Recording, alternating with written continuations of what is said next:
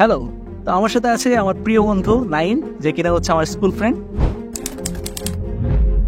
তো নাইমের কাছে আমি জানতে চাই যে স্কুল লাইফে আমি যখন এসএসসিতে পড়তাম তখন আমার বায়োলজির কিরকম অবস্থা ছিল। বায়োলজিতে অবস্থা ছিল কাইন্ড অফ এরকম, বায়োলজির বও পারতো না, জীববিজ্ঞানের জিও পারতো না। ওর কথা হইতেছে যে ভাই এসব আর কিছু মাথায় ঢুকে না, মুখস্থ করা লাগবে, হ্যান ত্যান হাবি যাবি, কোনো টেকনিক মেকনিক কিচ্ছু বুঝি না, এটা সেটা মানে কি বলবো, মানে কিচ্ছু পারতো না, কিচ্ছু না। সেখান থেকে আজকে এখানে মাঝে মাঝে আমার নিজের কাছেও ভাবতে অবাক লাগে যে স্কুল লাইফে যে সাবজেক্টটাকে আমি এত বেশি পরিমাণে ঘৃণা করতাম, যে সাবজেক্টটার কিচ্ছু আমি বুঝতাম না, কিচ্ছু পারতাম না, সেই সাবজেক্টটা এখন আমার প্রফেশন। শুধুমাত্র এইচএসতে উঠে বায়োলজিতে আমি ভালোই করিনি, পাশাপাশি হচ্ছে কলেজ লাইফ পার হয়ে যখন আমি ইউনিভার্সিটিতে চান্স পেয়েছি, ফার্মেসির মতো বায়োলজি রিলেটেড একটা সাবজেক্টে পড়েছি, অনেক হাই সিজিপিএ মেনটেন করেছি এবং শুধুমাত্র আমার ক্লাস দেখে প্রতি বছর লাখ লাখ শিক্ষার্থী এসএসসি এবং এইচএসসি লেভেলে বায়োলজিতে এ প্লাস নিশ্চিত করতেছে। সো সব কিছুর জন্য অবশ্যই আলহামদুলিল্লাহ। পাশাপাশি তুমি যদি আমাকে প্রশ্ন করো যে ভাই আপনি তো একদম জিরো বেসিক থেকে শুরু করছিলেন বা একদম জিরো থেকে শুরু করছিলেন, বায়োলজি কিচ্ছু পারতেন আপনি, সেখান থেকে বায়োলজিতে আপনি যে নেক্সট লেভেলে গেছেন তার পেছনে কোন টেকনিকটা বা কোন পন্থাটা সবচেয়ে বেশি পরিমাণ আপনাকে হেল্প করেছে, তাহলে আমি নির্দ্বিধায় তোমাকে বলবো যে সেই জিনিসটা হচ্ছে কিওয়ার্ড টেকনিক। যত এইচএসসি লেভেলের স্টুডেন্ট আছে তার ভিতরে 5 থেকে মাত্র 10% স্টুডেন্ট হচ্ছে এই কিওয়ার্ড টেকনিকের কথা জানে, এবং যারা হচ্ছে এই টেকনিকটাকে প্রপারলি ইউটিলাইজ করতে পারে, কাজে লাগাইতে পারে, তারাই দেখা গেছে যে দিন শেষে হচ্ছে বায়োলজিতে কিন্তু রাজত্ব করে। শুধুমাত্র এ প্লাস পাওয়া বা হচ্ছে বায়োলজিতে ভালো করা ওই জিনিসটা না, একদম বায়োলজিতে রাজত্ব করে তারা। সো আমি সেই সিক্রেটটা, সেই টেকনিকটাই তোমাদের সাথে আজকে শেয়ার করবো। সো চলো, বেসিক ফাউন্ডেশন ক্লাস নাম্বার 2তে তোমাদের সবাইকে স্বাগতম। খাতা কলম নিয়ে একটু বসে যাও এবং পাশাপাশি ভাইয়া যে কথাগুলো বলবো এখন সেগুলো অবশ্যই হচ্ছে নোট করার চেষ্টা করো। সো চলো আমরা শুরু করি। প্রথমত কিওয়ার্ড টেকনিক সম্পর্কে আমরা ডিটেলসে যাওয়ার আগে আমরা একটু বোঝার চেষ্টা করি যে বায়োলজি বা হচ্ছে জীববিজ্ঞান যেটাকে আমরা বলি, সেই জিনিসটা আমরা কেন ভুলে যাই, কেন হচ্ছে আমাদের মনে থাকে না।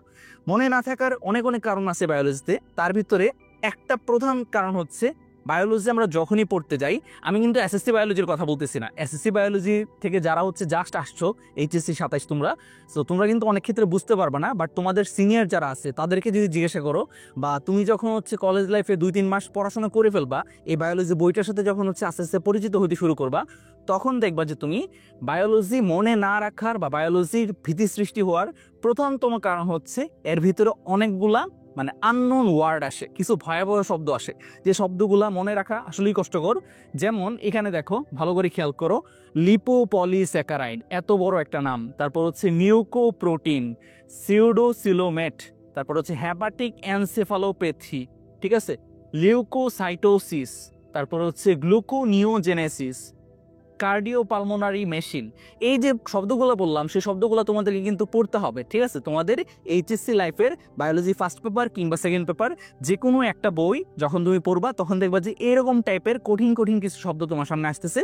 এখন সেই শব্দগুলোর অর্থ যদি তুমি না জানো, বা সেই শব্দগুলোকে তুমি যদি ভেঙে ভেঙে অর্থ উদ্ধার করতে না পারো, তাহলে সেই প্রত্যেকটা শব্দ কিন্তু ইন্ডিভিজুয়ালি তোমাকে মুখস্থ করতে হবে। আর ইন্ডিভিজুয়ালি মুখস্থ করতে গেলে কিন্তু তোমার কাছে বায়োলজি স্বাভাবিকভাবেই অনেকটা কঠিন হয়ে যাবে। সো এই যে কঠিন সমস্যা, ভয়াবহ যে সমস্যা, সেই জিনিসটা দূর করতে যে জাদুকরী টেকনিক, সেই জিনিসটাই হচ্ছে কিওয়ার্ড টেকনিক। কিওয়ার্ড টেকনিক তুমি যদি জানো, বায়োলজি তোমার কাছে অলমোস্ট 50% একদম সহজ হয়ে যাবে। 50% একদম সহজ হয়ে যাবে। তুমি এই টেকনিক বায়োলজির যে কোনো চ্যাপ্টার, যে কোনো টপিক যখন পড়বা, তখন তুমি অ্যাপ্লাই করতে পারবা এবং পাশাপাশি হচ্ছে ইজিলি অনেক কিছু মনে রাখতে পারবা। এবার আসো যে কিওয়ার্ড টেকনিক জিনিসটা আসলে কি, আমরা একটু বোঝার চেষ্টা করি, আমরা একটা গল্প দিয়ে এই জিনিসটা মনে রাখার চেষ্টা করবো। ধরো বর্তমানে তো বাংলাদেশে ফুটবলে অনেক ক্রেজ চলতেছে, ঠিক আছে, হামজা চৌধুরী, সমীর সোম, এরকম অনেক বড় বড় বিদেশি প্লেয়ার হচ্ছে বাংলাদেশের ন্যাশনাল টিমে যোগ দিছে। সো আমরা ফুটবলের উদাহরণ দিয়ে এই জিনিসটা তোমাদেরকে বোঝানোর চেষ্টা করি। সো এই 3জন ব্যক্তিকে তো তোমরা সবাই চিনো, একজন হচ্ছে ক্রিস্টিয়ানো রোনালদো, সেকেন্ডলি হচ্ছে লিওনেল মেসি এবং থার্ডলি হচ্ছে নেইমার, ঠিক আছে। তুমি ব্রাজিল সাপোর্টার হও বা হচ্ছে পর্তুগাল সাপোর্টার হও বা আর্জেন্টিনা সাপোর্টার হও, এই 3জনকে তো অবশ্যই জানো।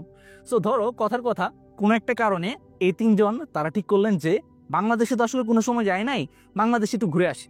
সো 3জনই কোথায় চলে আসলো? বাংলাদেশে চলে আসলো। বাংলাদেশে চলে আসার পর ফরচুনেটলি, মানে কিভাবে জানো, তোমার সাথে দেখা হয়ে গেল 3জনেরই, ঠিক আছে। এখন তিনজনেরই তো তুমি বড় ফ্যান, বা অ্যাটলিস্ট তাদের সামনে গিয়ে তো বলবা যে ভাই আপনার ফ্যান, আপনার ফ্যান, আপনার ফ্যান, আপনাদের সবার ফ্যান। সো তাদের প্রত্যেকের সাথে তোমার হাই হ্যালো হইলো, বা হচ্ছে তুমি কথাবার্তা বললা, যদিও তাদের কথাবার্তা তুমি অনেকটা বুঝবা না, তারপরও ধরা যাক কথার কথা আমরা কাল্পনিক সিচুয়েশন চিন্তা করতেছি যে এদের তিনজনের সাথে তোমার হচ্ছে অনেক বেশি আড্ডা গল্প হইলো, এবং পাশাপাশি তিনজনই তোমাকে একটা ফর্মে নাম্বার দিয়ে গেল, ঠিক আছে? সো নাম্বারটা হচ্ছে অনেকটা এরকম তাদের ফোন নাম্বার, যে ভাই তুমি যেহেতু এত বড় ফ্যান আমাদের, সুতরাং যে কোনো প্রয়োজনে তুমি হচ্ছে আমাদেরকে এই নাম্বারগুলোতে ফোন দিয়ে হচ্ছে আমার সাথে কথা বলতে পারবা তুমি। সো এখন বাসায় এসে তো তুমি সেই খুশি, বন্ধু বান্ধবের সাথে তো তুমি সেই পার্টি, যে আমি রোনালদো, মেসি, নেইমার এদের নাম্বার নিয়ে ঘুরতেছি, আর এবার আমাকে কে ধরে, ঠিক আছে? তুমি তো পার্টি টাটি দিয়ে উড়াই ফেলতেছো। এখন ঝামেলা যেটা হয়েছে সেটা হচ্ছে এই যে অতি উত্তেজনা, ঠিক আছে, উত্তেজিত সাতাশ তোমরা। সো এই যে অতি উত্তেজনার কারণে যে জিনিসটা হয়েছে, যে তুমি এদের তিনজনের নাম্বার একটা কাগজে লেখছো, বাট কোনটা কার নাম্বার সেই জিনিসটা লেখো নাই। এখন ঝামেলা কি হবে বলো তো? এখন ধরো কথার কথা এটা হচ্ছে ক্রিস্টিয়ানো রোনালদোর নাম্বার, ঠিক আছে? তুমি যদি তাকে ফোন দিয়ে বলো যে হ্যালো মেসি, তখন সেই ব্যাটা তো রাগ করবে, ঠিক না? তোমাকে ব্লক দিয়ে দিবে। আবার মেসিকে ফোন দিয়ে যদি তুমি বলো হচ্ছে হ্যালো ক্রিস্টিয়ানো রোনালদো, তখন কিন্তু সেও রাগ করবে, সেও তোমাকে ব্লক দিয়ে দিবে। তাহলে এর থেকে বাঁচার উপায়টা কি? বাঁচার উপায় হচ্ছে কোনটা কার নাম্বার সেই জিনিসটা আন্দাজ করে তাকে ঠিকমতো ফোন দেওয়া, ঠিক না? সো এখন দেখো যে আমরা এই জিনিসটা জানি যে রোনালদো সে হচ্ছে পর্তুগালের, মেসি সে হচ্ছে আর্জেন্টিনার, এবং নেইমার সে হচ্ছে ব্রাজিলের, ঠিক আছে? এখন তোমার কাছে হচ্ছে এই তিনটা নাম্বারই তো আছে। এখন তিনটা নাম্বারের মাঝে তুমি আসলে বুঝতে পারতেছো না যে কোনটা কার নাম্বার, বাট তুমি একটা জিনিস জানো। কি জানো তুমি? যে এদের প্রত্যেকের নাম্বারের শুরুতে কিছু পরিমাণ হচ্ছে কি আছে, কোড আছে, কিছু পরিমাণ কি আছে, কোড আছে। এই যে কোডগুলো আছে ভাইয়া, সেগুলো কি বলতো? সেগুলো হচ্ছে কান্ট্রি কোড। দেখবা যে বাংলাদেশের নাম্বারের শুরুতে কি থাকে, +880, ঠিক না? এরপর যে কোনো একটা নাম্বার হইলো। সো আমরা কিন্তু এই জিনিসটা দেখিয়ে বুঝতে পারি যে এটা হচ্ছে বাংলাদেশের নাম্বার। ঠিক তেমনই এই যে শুরুতে কিছু কোড আছে, কান্ট্রি কোড যেটাকে বলে, সেটা যদি তুমি বাইর করতে পারো যে এটা আসলে কোন কান্ট্রি কোড, তাহলে কিন্তু তুমি হচ্ছে মোটামুটি আন্দাজ করতে পারবা যে কোনটা কার নাম্বার। তাইলে কিন্তু তোমাকে আর কারো কাছে ব্লক খাইতে হবে না, এবং ইজিলি হচ্ছে তুমি রোনালদোর নাম্বার দিয়ে ফোন দিতে পারবা, মেসির নাম্বারে ফোন দিতে পারবা, ঠিক না?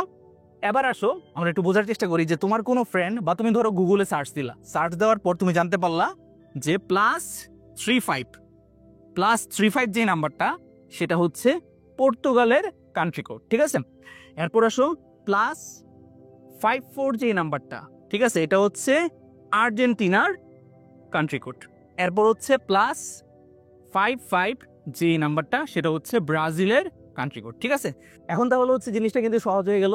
তুমি এবার জানো যে 54 দিয়ে যেহেতু শুরু হয়েছে এটা, এবং 54 যেহেতু হচ্ছে আর্জেন্টিনার নাম্বার, সুতরাং এই যে নাম্বারটা আছে সেই নাম্বারটা কার নাম্বার? সেটা হচ্ছে মেসি সাহেবের নাম্বার, ঠিক আছে? 55 এটা কোন কান্ট্রি নাম্বার? সেটা হচ্ছে ব্রাজিলের কান্ট্রি নাম্বার। সুতরাং এই যে সেকেন্ড নাম্বারটা, সেটা কার মোবাইল নাম্বার? সেটা কিন্তু নেইমারের মোবাইল নাম্বার। এরপর আসো হচ্ছে 35টা যেহেতু হচ্ছে পর্তুগালের কান্ট্রি কোড, সুতরাং এই জিনিসটা কার ফোন নাম্বার? সেটা হচ্ছে রোনালদোর ফোন নাম্বার। সো এই যে একটা মহা সমস্যা থেকে আমরা যে পরিত্রাণ পাইলাম, সেই ক্ষেত্রে আমাদেরকে কোন জিনিসটা কাজ করছে বলতো? সেই ক্ষেত্রে আমাদেরকে যে জিনিসটা সেভ করছে, সেটা হচ্ছে তাদের প্রত্যেকের নাম্বারের শুরুতে থাকা একটা কোড বা একটা ছোট্ট অংশ, যে জিনিসটা দেখে আসলে বোঝা যায় যে এই নাম্বারটা কার হইতে পারে, ঠিক না? সো এক্স্যাক্টলি এরকম কিছু কিওয়ার্ড আমাদের বায়োলজিতে আমরা পাবো, যে কিওয়ার্ডগুলো আমরা যদি একটু খেয়াল করি বা একটু মনে রাখতে পারি, একটু মুখস্থ করতে পারি, তাহলে যে জিনিসটা হবে সেই কিওয়ার্ডটা দেখা মাত্র আমরা বুঝতে পারবো যে ওই যে কঠিন শব্দটা বা ওই যে জিনিসটা হচ্ছে আলোচনা করা হইতেছে বইতে, সেই জিনিসটা আসলে কাকে নিয়ে আলোচনা করা হচ্ছে সেটা সম্পর্কে একটা আইডিয়া আমরা পেতে পারবো, ঠিক আছে? সো কিওয়ার্ড জিনিসটা হচ্ছে আসলে কিছু পরিমাণ শব্দাংশ, যা দেখেই মোটামুটি হচ্ছে বলে দেওয়া যায় যে মূল কাহিনীটা কি, কাকে নিয়ে আসলে আলোচনা করা হচ্ছে, ঠিক আছে, বা কার সম্পর্কে ওই জিনিসটা নিয়ে কথা বলা হইতেছে, ঠিক আছে? সো চলো আমরা একটা এক্সাম্পল দেখি, এক্সাম্পল দেখলে আমাদের একদম ক্রিস্টাল ক্লিয়ার হয়ে যাবে। সো আজকে অনেকগুলো কিওয়ার্ড নিয়ে ভাইয়া কথা বলবো, তার ভিতরে ফার্স্ট যে কিওয়ার্ডটা তোমাদের মনে রাখতে হবে বা খাতার মাঝে অবশ্যই নোট করে ফেলো, সেটা হচ্ছে বায়োলজিতে যখনই সাইট বা সাইটো কথাটা পাবা, কি বললাম? সাইট বা সাইটো কথাটা বায়োলজি পড়তে গেলে যেখানেই পাবা তুমি বুঝবা সেই জিনিসটা হচ্ছে কোষ কিংবা সেল সংক্রান্ত কোন একটা কিছুকে বোঝানো হচ্ছে, সেখানে কোষ কিংবা সেল সংক্রান্ত কোন একটা কিছুকে বোঝানো হচ্ছে। তাহলে চলো কিছু এক্সাম্পল দেখি। এই যে আমি বললাম সাইট বা সাইটো, এই জিনিসটাই হচ্ছে আসলে কিওয়ার্ড, এটাই হচ্ছে আসলে কিওয়ার্ড। সো চলো দেখি এই জিনিসটা কিভাবে কাজ করে। দেখো তুমি বায়োলজি পড়তে গিয়ে বায়োলজিতে তোমার জিরো বেসিক, যে কারণে তুমি কিচ্ছু জানো না, কিচ্ছু পারো না বায়োলজি, তুমি দেখলেই হচ্ছে ভয় পাও। বাট তুমি যেহেতু যে মাত্র জানলা যে সাইট বা সাইটো কোনো একটা শব্দের লাস্টে যদি থাকে তাহলে সেই জিনিসটা কোষ বা সেলকে বোঝায়। সো তোমার সামনে যে মাত্র আসলো ইরাইথ্রোসাইট। এখন ইরাইথ্রোসাইট জিনিসটা দ্বারা আসলে কি বোঝানো হয় সেই জিনিসটা তুমি না জানতে পারো, বাট যেই মাত্র তুমি জানো যে সাইট কথাটা মানে হচ্ছে আসলে কোষ কিংবা সেল কি বোঝায়, সুতরাং এই জিনিসটা দেখা মাত্রই তুমি কিন্তু আইডিয়া করতে পারবা যে ইরাইথ্রোসাইট আসলে একটা কোষের নাম। সেই কোষটা আসলে কি, মনে রাখবা একটা জিনিস, এখানে সাইট বা সাইটো কথাটা যেরকম একটা কিওয়ার্ড, ইরাইথ্রো কথাটাও বায়োলজিতে একটা কিওয়ার্ড। ইরাইথ্রো কথাটার মানে হচ্ছে রেড, ইরাইথ্রো কথাটার মানে হচ্ছে রেড। আসলে আমাদের রক্তের মাঝে থাকা লোহিত রক্তকণিকা বা লাল কালারের যে রক্তকণিকাটা আছে সেই জিনিসটাকে বলা হয় ইরাইথ্রোসাইট, ইরাইথ্রোসাইট। সো ইরাইথ্রোসাইট সম্পর্কে আমরা কিছু জানতাম না, বাট তার নামের লাস্টে সাইট আছে। সাইট কথাটা থাকা মানে সে একটা কোষ, আর ইরাইথ্রো কথাটা থাকা মানে হচ্ছে তার কালার কিরকম হবে, লাল কালার। সুতরাং লাল কালার একটা কোষ, লাল কালারের কোষটার নাম কি, সেটা হচ্ছে রেড ব্লাড সেল বা আরবিসি। ঠিক আছে, আশা করি মেইন কাহিনীটা ধরতে পারছো যে কিওয়ার্ড টেকনিক কিভাবে তোমাকে হেল্প করতে পারে। এবার আসো নেক্সট এক্সাম্পলটাতে যাই, লিউকোসাইট। লিউকোসাইট প্রত্যেকটা জিনিস আমি চাই তুমি হচ্ছে নোট করো, ঠিক আছে? আমার কোর্সে ভর্তি হও বা না হও, চা মন চা তা করো, কোনো সমস্যা নেই, বাট এই জিনিসগুলো হচ্ছে নোট করতে হবে ভাইয়া। নিজের ভালোটা বোঝার চেষ্টা করো যে কোন জিনিসটা হচ্ছে আমাকে আসলে আগায় রাখবে। এই যে কথাগুলো ভাইয়া বলবো এখন, সেই কথাগুলো তোমার যে বন্ধু এই ক্লাসটা দেখবে না তার কাছে কিন্তু খুবই অপরিচিত লাগবে। সে যখন হচ্ছে বই পড়তে গিয়ে এই শব্দগুলো পড়বে তখন কিন্তু তাকে প্রত্যেকটা জিনিস একদম মুখস্থ করতে হবে, বাট তুমি কিন্তু এই শব্দটা দেখা মাত্রই মোটামুটি একটা আইডিয়া করে ফেলতে পারবা যে এটা তার আসলে কি বোঝানো হচ্ছে। ফলে ওই জিনিসটা মনে রাখা কিন্তু তোমার জন্য অনেকটাই সহজ হয়ে যাবে। ঠিক আছে, তো চলো আমরা দেখি লিউকোসাইট। সাইট কথাটা আছে, সাইট কথাটা থাকা মানে এই জিনিসটা হচ্ছে একটা কোষের নাম, এই জিনিসটা হচ্ছে একটা কোষ বা সেল। সেই জিনিসটা কিরকম, লিউকো, লিউকো মানে হচ্ছে সাদা বা বর্ণহীন, সাদা বা বর্ণহীন। তো আমাদের শ্বেত রক্তকণিকা যেটা আছে, আমাদের যে শ্বেত রক্তকণিকা, সেই শ্বেত রক্তকণিকাটাকেই বলা হয় হচ্ছে লিউকোসাইট। শ্বেত রক্তকণিকা কি বলা হয়, লিউকোসাইট। আমাদের রক্তের মাঝে এক ধরনের রক্তকণিকা থাকে বা ব্লাড সেল থাকে, যে ব্লাড সেলের কালার হচ্ছে আসলে সাদা, সো বা বর্ণহীন। সো সেই জিনিসটাকে বলা হয় হচ্ছে লিউকোসাইট। এবার আসো থ্রম্বোসাইট। থ্রম্বোসাইট তার কথার লাস্টে হচ্ছে সাইট আছে, সাইট মানে হচ্ছে সে একটা কোষ। থ্রম্বোসাইট, থ্রম্বোসাইট হচ্ছে এমন একটা কোষ যেটা কিনা থ্রম্বোপ্লাস্টিন তৈরি করতে পারে, থ্রম্বোপ্লাস্টিন নামক একটা পদার্থ তৈরি করতে পারে। আচ্ছা, থ্রম্বোপ্লাস্টিন জিনিসটা কি করে? থ্রম্বোপ্লাস্টিন জিনিসটা হচ্ছে আমাদের কোথাও যদি কেটে যায় তখন সেই জিনিসটা জমাট বাঁধাতে বা রক্ত জমাট বাঁধাতে হচ্ছে সাহায্য করে। সুতরাং আমরা কিন্তু বুঝতে পারতেছি যে থ্রম্বোসাইট সেটা হচ্ছে আসলে আমাদের অনুচক্রিকা, সেটা হচ্ছে আমাদের অনুচক্রিকা। সো দেখছো জিনিসগুলো কিন্তু অনেকটাই সহজ হয়ে গেছে না? এই প্রত্যেকটা শব্দ কিন্তু অনেক কঠিন ছিল তোমার কাছে, বাট এরকম ভাবে শব্দের অর্থ বা শব্দের অংশগুলো ভেঙে ভেঙে তুমি যখন অর্থ উদ্ধার করা শিখবা, কিওয়ার্ড টেকনিক অ্যাপ্লাই করা শিখবা, তখন কিন্তু তোমার কাছে বায়োলজি আসলে অনেক বেশি সহজ হয়ে যাবে। সো চলো এবার আমি তোমাদের কিছু একটা পরীক্ষা নিই, ঠিক আছে? দেখি তোমরা পারো কিনা। ধরো কোথাও বায়োলজি পড়তে গিয়ে কোথাও তুমি পাইছো পোডোসাইট। এখন পোডোসাইট জিনিসটা সম্পর্কে তুমি তাহলে কি মনে রাখবা বা কি ভাবতে পারো বলো তো? কোনোদিন ধরো তোমার ক্লাসের স্যার এসে বলছে যে বলো তো পোডোসাইট জিনিসটা কি হইতে পারে, তুমি কিন্তু কিছু জানো বা না জানো এই জিনিসটা সম্পর্কে, তারপর কিন্তু তুমি বলতে পারবা যে যেহেতু তার নামের লাস্টে সাইট আছে, সাইট থাকা মানে হচ্ছে কোষ বা সেল, সুতরাং পোডোসাইট হচ্ছে আসলে একটা কোষের নাম। সেই কোষটা আসলে কিরকম দেখতে মনে রাখবা বায়োলজিতে, পোডো কথাটা যেখানে পাবা, পোডো কথাটা যেখানে পাবা, পোডো বা পট, পোডো বা পট, ঠিক আছে? এই কথাগুলো দ্বারা আসলে পা জাতীয় কিছু বোঝায়, পা জাতীয়, আমাদের পা আছে না, ফুট, পা জাতীয় কিছু বোঝায়। সো দেখা যায় যে আমাদের যে কিডনি আছে বা বৃক্ক আছে, যেটা সেই বৃক্কের ভিতরে আমরা জানি যে এককগুলো আছে, প্রত্যেকটা একককে বলা হয় নেফ্রন। আমাদের কিডনি বা বৃক্কের এককের নাম হচ্ছে নেফ্রন। সেই নেফ্রনে এক বিশেষ ধরনের কোষ পাওয়া যায়, যে কোষটার নাম হচ্ছে পোডোসাইট। এই পোডোসাইট জিনিসটা নেফ্রন ছাড়া ফুল বডির অন্য কোথাও তুমি পাবা না, ঠিক আছে? সো পোডোসাইট হচ্ছে জিনিসটা কোথায় পাওয়া যায়, নেফ্রনে পাওয়া যায়। বাট এত কিছু না জানলো পোডোসাইট, পোডো মানে পা, সাইট মানে হচ্ছে কোষ, সুতরাং সেখান থেকে কিওয়ার্ড টেকনিক অ্যাপ্লাই করে তুমি কিন্তু অ্যাটলিস্ট এই জিনিসটা বলতে পারতা যে পোডোসাইট জিনিসটা হচ্ছে একটা কোষের নাম। সেই কোষটা দেখতে কিসের মতো? সেই কোষটা দেখতে হচ্ছে অনেকটা আমাদের পায়ের মতো, ঠিক আছে? আমাদের পায়ের মতো এরকম দেখতে, তার হচ্ছে অভিক্ষেপ থাকে, ঠিক আছে? আশা করি বুঝতে পারছো। এতটুকু পর্যন্ত যারা দেখছো তারা খুবই বুদ্ধিমান, তারা জানি যে হচ্ছে ক্লাসের বাকি অংশ অবশ্যই দেখবা। সো অবশ্যই হচ্ছে নোট করার চেষ্টা করবা, না হয়তো যে জিনিসটা হবে যে ক্লাস শেষ হয়ে যাবে বাট তোমার কিন্তু আলটিমেটলি কোনো লাভ হবে না। আচ্ছা, সেকেন্ড যে কিওয়ার্ডটা আমরা দেখার চেষ্টা করবো সেটা হচ্ছে সিস, সিস বা ওসিস। বায়োলজিতে যে কোনো একটা শব্দের লাস্টে যদি সিস বা ওসিস তুমি পাও, তাহলে তুমি যে জিনিসটা বোঝার চেষ্টা করবা বা যেটা মনে রাখবা, সেটা হচ্ছে কোনো একটা প্রসেস বা প্রক্রিয়াকে বোঝাচ্ছে। যে কোনো একটা শব্দের লাস্টে তুমি যদি সিস পাও বা ওসিস পাও, তাহলে বুঝে নিবা যে সেই জিনিসটা আসলে কোনো একটা প্রসেস বা প্রক্রিয়াকে বোঝাচ্ছে। যেমন ফর এক্সাম্পল দেখো, মাইটোসিস, মাইটোসিস লাস্টে কি আছে? ওসিস আছে না? ওসিস থাকা মানে কি? মাইটোসিস হচ্ছে আসলে একটা প্রক্রিয়ার নাম। সেই প্রক্রিয়াটার নাম কি? সেই প্রক্রিয়াটা হচ্ছে কোষ বিভাজন প্রক্রিয়া। ঠিক আছে, এরপর আসো ফটোসিনথেসিস, তার লাস্টে হচ্ছে সিস আছে। সিস থাকা মানেই হচ্ছে এটা একটা প্রক্রিয়া। এটা কিরকম ধরনের প্রক্রিয়া? এটা আসলে সালোক সংশ্লেষণ প্রক্রিয়া। ঠিক আছে, তো আশা করি বুঝতে পারছো তোমরা। নেক্সটে আমরা আরো কিছু এক্সাম্পল প্র্যাকটিস করি বা আরো কিছু হচ্ছে কিওয়ার্ড সম্পর্কে জেনে নেই। মনে রাখবা, কোনো কিছুর লাস্টে যদি সিস থাকে বা ওসিস থাকে, তাহলে সেই জিনিসটা হচ্ছে প্রক্রিয়া বোঝায়। আর যদি থাকে জেনেসিস, সিস আছে বাট সিসের আগে কি আছে? জেনেসিস আছে, বা সিনথেসিস বা পোয়েসিস, এই কথাগুলো যদি থাকে, কি বললাম? আমি বললাম কি কি দেখো, জেনেসিস, সিনথেসিস, পোয়েসিস। জেনেসিস, সিনথেসিস, পোয়েসিস, এই তিনটা শব্দ যদি হচ্ছে কোথাও পাও, তাহলে বুঝে নিবা সেই জিনিসটা হচ্ছে আসলে কোনো কিছু উৎপাদনের প্রক্রিয়া। যেমন ফর এক্সাম্পল দেখো, যে এখানে আমরা একটা এক্সাম্পল দেখতে পারতেছি, লিপোজেনেসিস। কোন একটা শব্দ তুমি পাইছো বায়োলজি পড়তে গিয়ে যে লিপোজেনেসিস হয়। লিপোজেনেসিস মানেটা কি বলতো? লিপো মানে হচ্ছে লিপিড, লিপিড বা তেল চর্বি। জেনেসিস মানে হচ্ছে উৎপাদনের প্রক্রিয়া। তাহলে লিপোজেনেসিস জিনিসটা কি বলতো? এবার লিপোজেনেসিস হচ্ছে এমন একটা প্রক্রিয়া, যেই প্রক্রিয়ার ফলে আলটিমেটলি হচ্ছে লিপিড কিংবা তেল চর্বি উৎপন্ন হয়। এবার আসো হচ্ছে ফটোসিনথেসিস। ফটো কথাটা বায়োলজি পড়তে গিয়ে যেখানে পাবা, ফটো কথাটা বায়োলজি পড়তে গিয়ে যেখানে পাবা, ফটো মানে হচ্ছে ফটো তোলা না, মনে রাখবা ফটো মানে হচ্ছে আসলে লাইট। ফটো মানে আসলে বোঝায় হচ্ছে লাইট কিংবা আলো। ঠিক আছে, ফটো কথাটা বায়োলজি পড়তে গিয়ে যেখানেই পাবা, ফটো মানে হচ্ছে লাইট কিংবা আলো বোঝায়। তাহলে ফটোসিনথেসিস হচ্ছে সিনথেসিস, সুতরাং এটা হচ্ছে উৎপাদনের প্রক্রিয়া। কি উৎপাদন হবে? শর্করা তৈরি হবে। কার উপস্থিতিতে?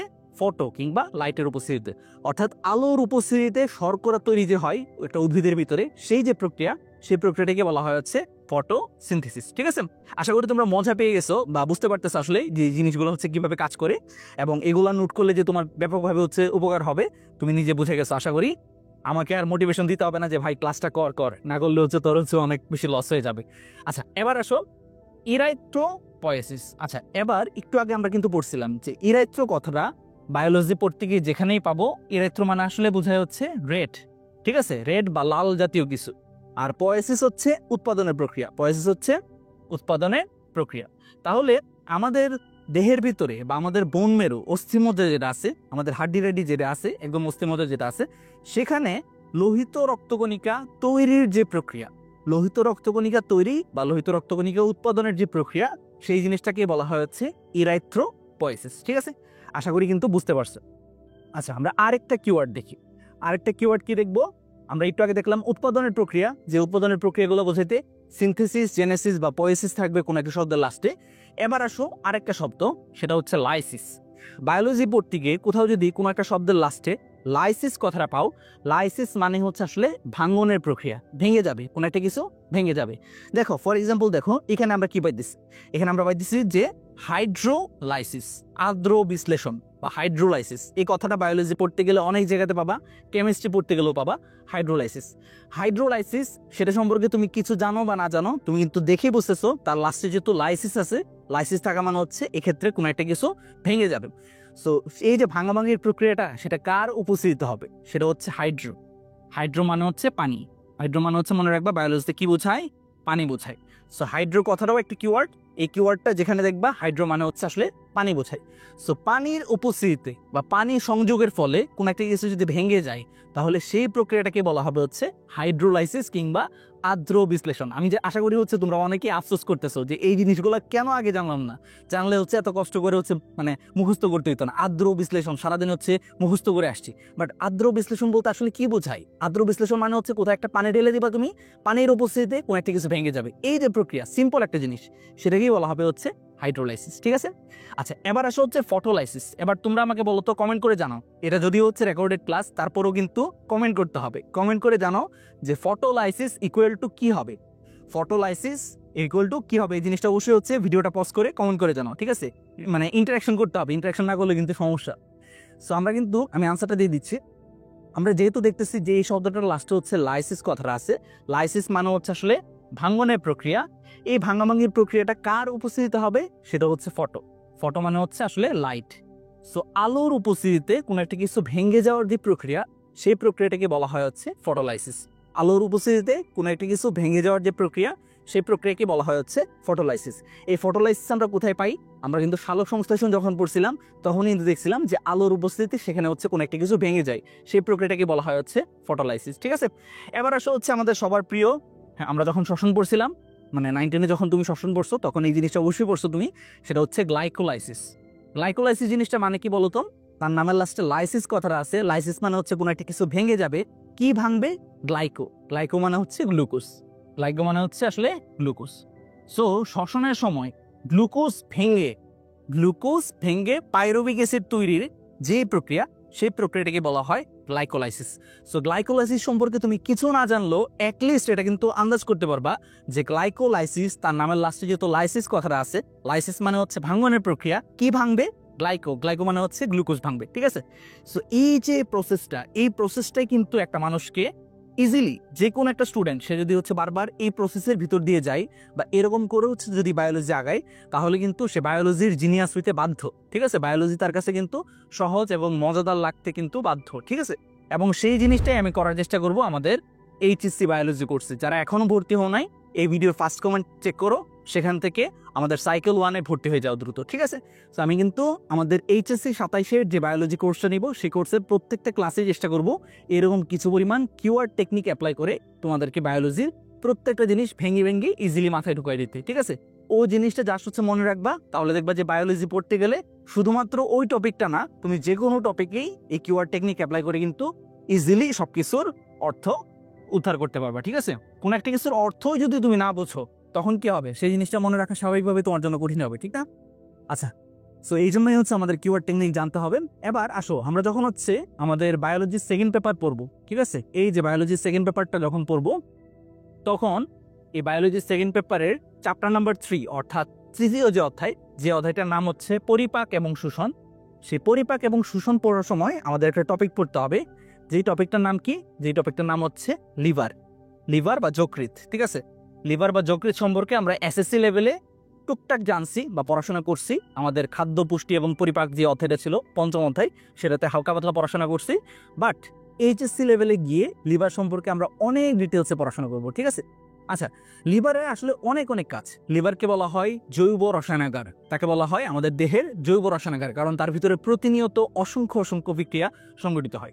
এখন লিভারের মাঝে সংঘটিত হওয়া এরকম 3টা বিক্রিয়ার নাম তোমাদেরকে কিন্তু এইচএসসি লেভেলে হচ্ছে অবশ্যই মনে রাখতে হবে। ঠিক আছে, এই যে 3টা বিক্রিয়ার নাম আছে, সেই 3টা বিক্রিয়ার নামকে তোমাকে অবশ্যই হচ্ছে মনে রাখতে হবে। একটা হচ্ছে দেখো গ্লাইকোজেনেসিস, 2 নাম্বার যেটা সেটা হচ্ছে গ্লাইকোজেনোলাইসিস, 3 নাম্বার যেটা সেটা হচ্ছে গ্লুকোনিওজেনেসিস। এখন হয়তো বা এই 3টা শব্দকে আমি আলাদা আলাদা কালার দিয়ে লিখছি বলে তোমার কাছে মানে আলাদা আলাদা শব্দ বলে মনে হতে পারে, বাট তুমি একদম নিশ্চিত থাকো, যখন হচ্ছে তুমি এইচএসসি পরীক্ষা দিতে যাবা বা ভর্তি পরীক্ষা যখন দিতে যাবা, তখন তুমি যদি কিওয়ার্ড টেকনিক সম্পর্কে এক্সপার্ট না থাকো, তখন কিন্তু হচ্ছে এই 3টা শব্দকে তোমার কাছে জরিনা, ক্যাটরিনা, কাপ্রিনা লাগবে। ঠিক আছে, অর্থাৎ তুমি কিন্তু হচ্ছে মোটামুটি হচ্ছে গোলাই ফেলবা যে আসলে কোনটা দ্বারা আসলে কি বোঝানো হয়। ঠিক আছে, বাট আমরা যদি কিওয়ার্ড টেকনিক অ্যাপ্লাই করি, আমাদের জন্য জিনিসটা একদমই সহজ হয়ে যাবে। সো সেই জিনিসটা ভেবে দেখানোর চেষ্টা করতেছি।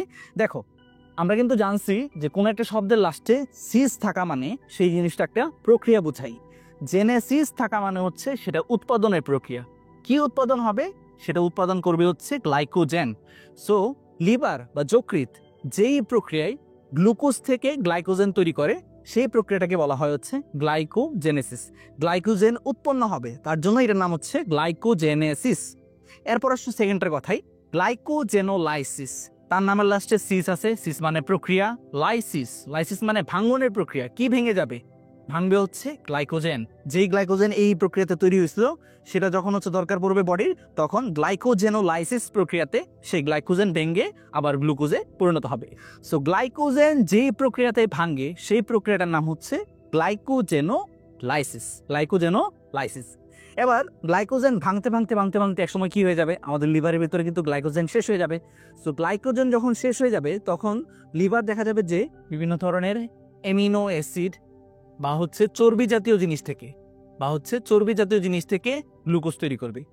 চর্বি জাতীয় জিনিস থেকে গ্লুকোজ তৈরি করবে। এতক্ষণ সে কি থেকে গ্লুকোজ তৈরি করতেছিল? সে কিন্তু গ্লাইকোজেনোলাইসিস প্রক্রিয়ায় গ্লাইকোজেন থেকে গ্লুকোজ তৈরি করতেছিল। বাট গ্লাইকোজেন থেকে গ্লুকোজ তৈরি করতে করতে করতে করতে যে মাত্র গ্লাইকোজেন শেষ হয়ে যাবে, তখন লিভারকে অন্য কোনো নতুন কোনো সোর্স থেকে তাকে কি তৈরি করতে হবে? গ্লুকোজ তৈরি করতে হবে। সো এই যে নতুন একটা সোর্স থেকে গ্লুকোজ তৈরির যে প্রক্রিয়া, সেই প্রক্রিয়াটাকে বলা হয় গ্লুকোনিওজেনেসিস। দেখো নামের লাস্টে সিস আছে, সিস মানে হচ্ছে প্রক্রিয়া। তারপর কিরকম প্রক্রিয়া সেটা হচ্ছে জেনেসিস। জেনেসিস মানে উৎপাদনের প্রক্রিয়া। উৎপাদনটা কার হবে? উৎপাদন হবে গ্লুকো মানে কি? গ্লুকো মানে হচ্ছে গ্লুকোজ। গ্লুকোজ যে তৈরি হবে সেটা কিসের থেকে তৈরি হবে? নতুন একটা সোর্স থেকে, নিউ একটা সোর্স থেকে, ঠিক আছে? সেই সোর্সটা হইতে পারে অ্যামিনো অ্যাসিড, সেই সোর্সটা হইতে পারে চর্বি বা লিপিড। এই যে নতুন সোর্স থেকে লিভার যে গ্লুকোজ তৈরি করবে, সেই প্রক্রিয়াটাকে বলা হবে হচ্ছে গ্লুকোনিওজেনেসিস, ঠিক আছে? সো আশা করি হচ্ছে আমি কিন্তু আমার কিউআর টেকনিকের জাদু তোমাদেরকে মোটামুটি একটু হইলেও দেখাতে পারছি। বুঝে গেছো তোমরা যে এই কিউআর টেকনিকটা কত বেশি পাওয়ারফুল, কত বেশি হেল্প করতে পারে একটা স্টুডেন্টকে একদম জিরো থেকে তার বায়োলজি বেসিকটাকে নেক্সট লেভেলে নিয়ে যেতে, ঠিক আছে? এখন কিন্তু আমরা ইজিলি বুঝতেছি গ্লাইকোজেনেসিস তার মানে গ্লাইকোজেন উৎপন্ন হবে, গ্লাইকোজেনোলাইসিস তার মানে গ্লাইকোজেন ভেঙে যাবে, গ্লুকোনিওজেনেসিস তার মানে হচ্ছে গ্লুকোজ নতুন কোন একটা উৎস থেকে বা সোর্স থেকে হচ্ছে তৈরি হবে, ঠিক আছে? আশা করি হচ্ছে বুঝতে পারছো। এবার চলে যাই আমরা কিওয়ার্ড টেকনিক নাম্বার 3-তে। 3 নাম্বার কিওয়ার্ড টেকনিক যেটা আমরা শিখবো সেটা আসলে অনেকগুলো কিওয়ার্ড এখানে আছে। দেখো আমরা একটু মনে রাখবো, বায়োলজি পড়তে গিয়ে কোথাও যদি তুমি গ্লাইকো, মিউকো, স্যাকারাইড বা অ্যামাইলো এই কথাগুলো পাও, কি বললাম? গ্লাইকো, মিউকো, স্যাকারাইড বা অ্যামাইলো, এই 4টা শব্দের মাঝে যে কোনো একটা শব্দ যদি তুমি কোনো একটা শব্দের মাঝে পাও, তাহলে তুমি বুঝবা যে সেই যৌগটার ভিতরে কিছু থাকুক বা না থাকুক অ্যাটলিস্ট কার্বোহাইড্রেট বা শর্করা আছে। কোনো একটা যৌগের তুমি নাম পাইছো, সেই নামটার ভিতরে কি আছে? গ্লাইকো আছে, অথবা মিউকো আছে, অথবা স্যাকারাইড কথাটা আছে, বা অ্যামাইলো কথাটা আছে। এই জিনিসটা দেখা মাত্রই তুমি বুঝে যাবা যে সেই যৌগটার ভিতরে কিছু থাকুক বা না থাকুক অ্যাটলিস্ট কি আছে? অ্যাটলিস্ট হচ্ছে কার্বোহাইড্রেট বা শর্করা আছে। কিছু এক্সাম্পল প্র্যাকটিস করি চলো। ফর এক্সাম্পল দেখো ট্রাইস্যাকারাইড, কি আছে এখানে? দেখো ট্রাইস্যাকারাইড। আমি বলছি স্যাকারাইড থাকলে সেই জিনিসটা কি বোঝায়? সেটা বোঝায় হচ্ছে কার্বোহাইড্রেট। সো এই ট্রাইস্যাকারাইডের ভিতরে কি আছে বলতো? কিছু থাকুক বা না থাকুক অ্যাটলিস্ট কি আছে? অ্যাটলিস্ট হচ্ছে কার্বোহাইড্রেট আছে। এরপর দেখো মিউকোপ্রোটিন। প্রোটিন মানে তো আমিষ বা হচ্ছে তোমার প্রোটিন তো প্রোটিনই আমরা জানি, ঠিক আছে? মাংস জাতীয় যেই জিনিসগুলো আছে সেটাকে বলা হয় প্রোটিন। সো এই প্রোটিনটার সাথে কি লাগানো আছে? দেখো মিউকো থাকা মানে হচ্ছে সেটার সাথে কি লাগানো আছে? কার্বোহাইড্রেট বা শর্করা। সো মিউকোপ্রোটিন এই কথাটা কিন্তু অনেক জায়গাতেই পাবা। ভাইরাসের ক্ষেত্রে মিউকোপ্রোটিন থাকে, বা হচ্ছে ব্যাকটেরিয়ার ক্ষেত্রে মিউকোপ্রোটিন থাকে, এইরকম অনেক ধরনের কথা পাবা। এখন কিন্তু আর ভয় পাওয়ার কোনো কারণ নাই।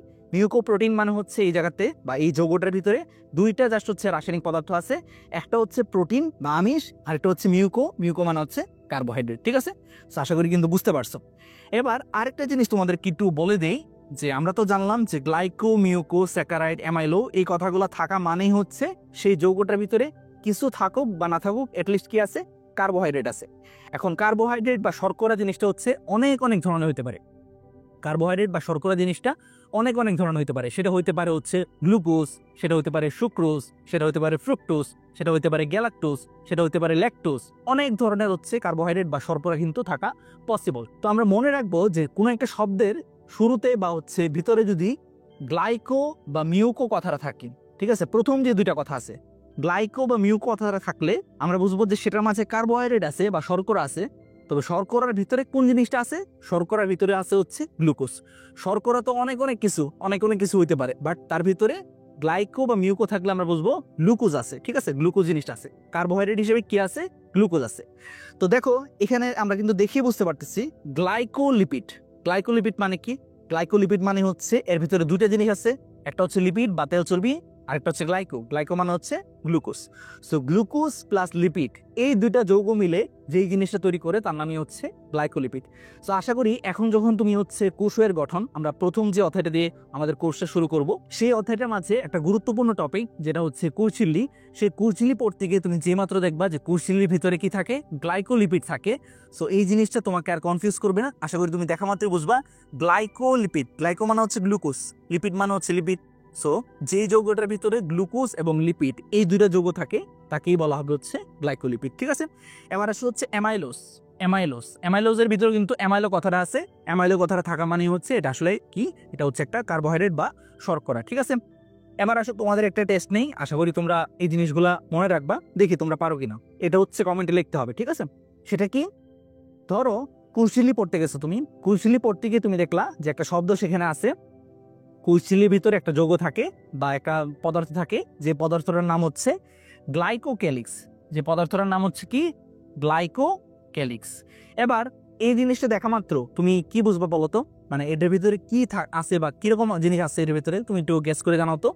কিওয়ার্ড টেকনিক থেকে কিন্তু আমরা হচ্ছে জানি অলরেডি যে কোনো একটা শব্দের ভিতরে যদি গ্লাইকো কথাটা থাকে, গ্লাইকো কথাটা থাকা মানে হচ্ছে তার ভিতরে কি আছে, কার্বোহাইড্রেট বা শর্করা আছে। স্পেশালি কোন জিনিসটা আছে, কার্বোহাইড্রেট বা শর্করা হিসেবে আছে হচ্ছে গ্লুকোজ। সো গ্লাইকোক্যালিক্সের ভিতরে কিছু থাকুক বা না থাকুক, অ্যাটলিস্ট কি আছে, অ্যাটলিস্ট কিন্তু গ্লুকোজ আছে, অ্যাটলিস্ট হচ্ছে গ্লুকোজ আছে, ঠিক আছে। সো আসলে যে জিনিসটা দেখা যায় সেটা হচ্ছে গ্লাইকোক্যালিক্সের ভিতরে দুইটা পদার্থ থাকে, একটা হচ্ছে গ্লাইকোলিপিড, মানে glucose plus lipid, plus glycoprotein মানে গ্লুকোজ প্লাস প্রোটিন, ঠিক আছে। এই দুটো যৌগ মিলে তৈরি করে হচ্ছে গ্লাইকোক্যালিক্স, ঠিক আছে। এই দুটো যৌগ মিলে তৈরি করে হচ্ছে গ্লাইকোক্যালিক্স। যেই গ্লাইকোক্যালিক্স কিনা হচ্ছে আমাদের কোষঝিল্লি বা সেল মেমব্রেনে একটা খুবই গুরুত্বপূর্ণ উপাদান, ঠিক আছে। আশা করি তোমরা কিন্তু কিওয়ার্ড টেকনিক বুঝতে পারতেছো।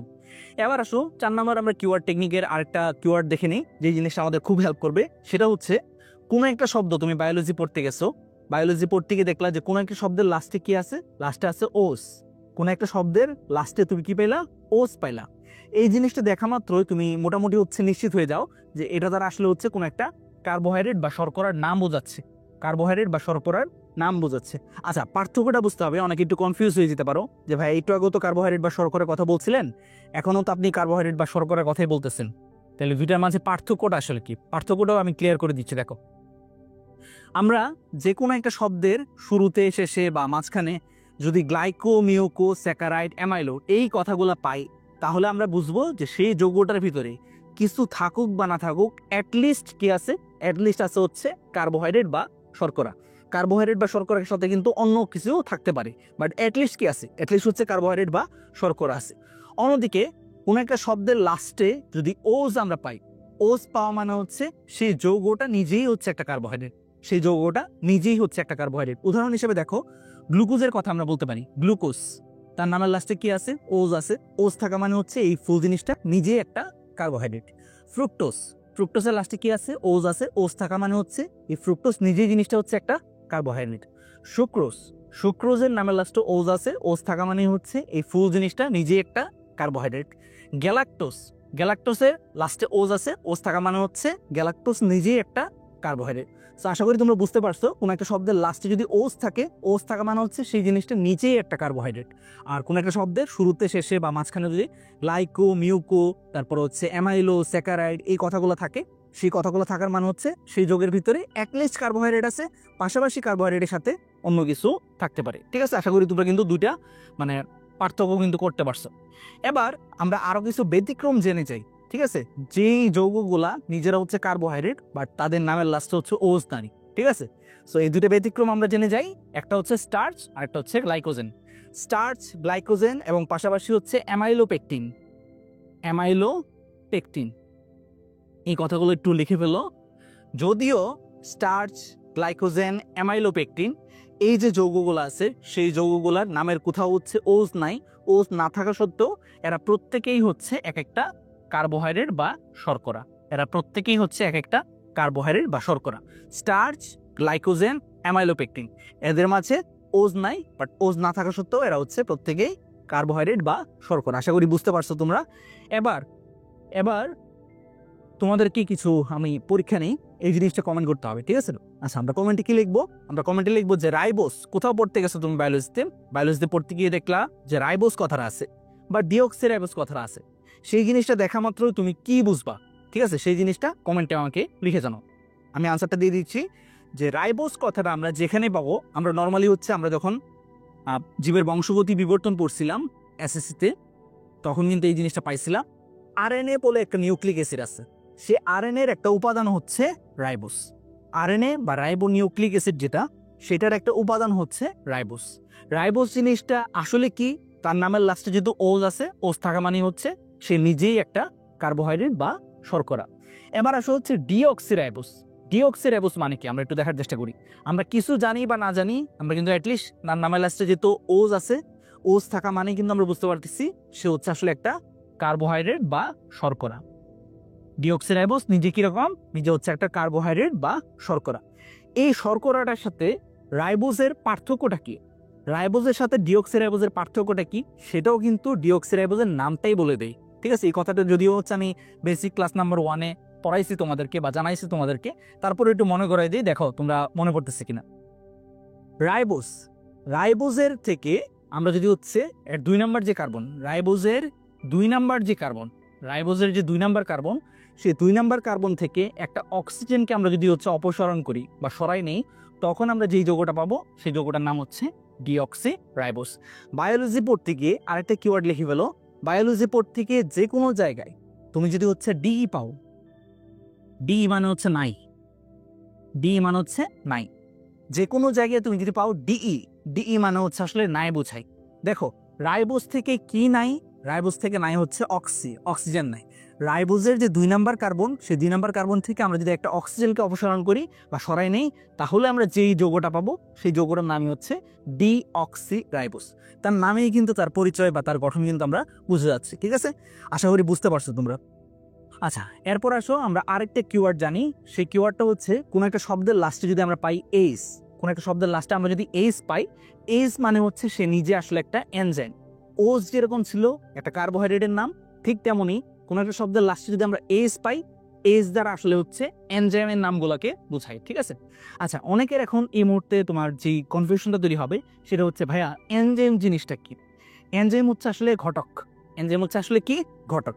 আচ্ছা ঘটকের কাজ কি? ঘটকের কাজ হচ্ছে জামাই প্লাস বউ, জামাই প্লাস বউ। ঠিক আছে, এদেরকে মানে বিবাহতে সাহায্য করা, ঠিক না?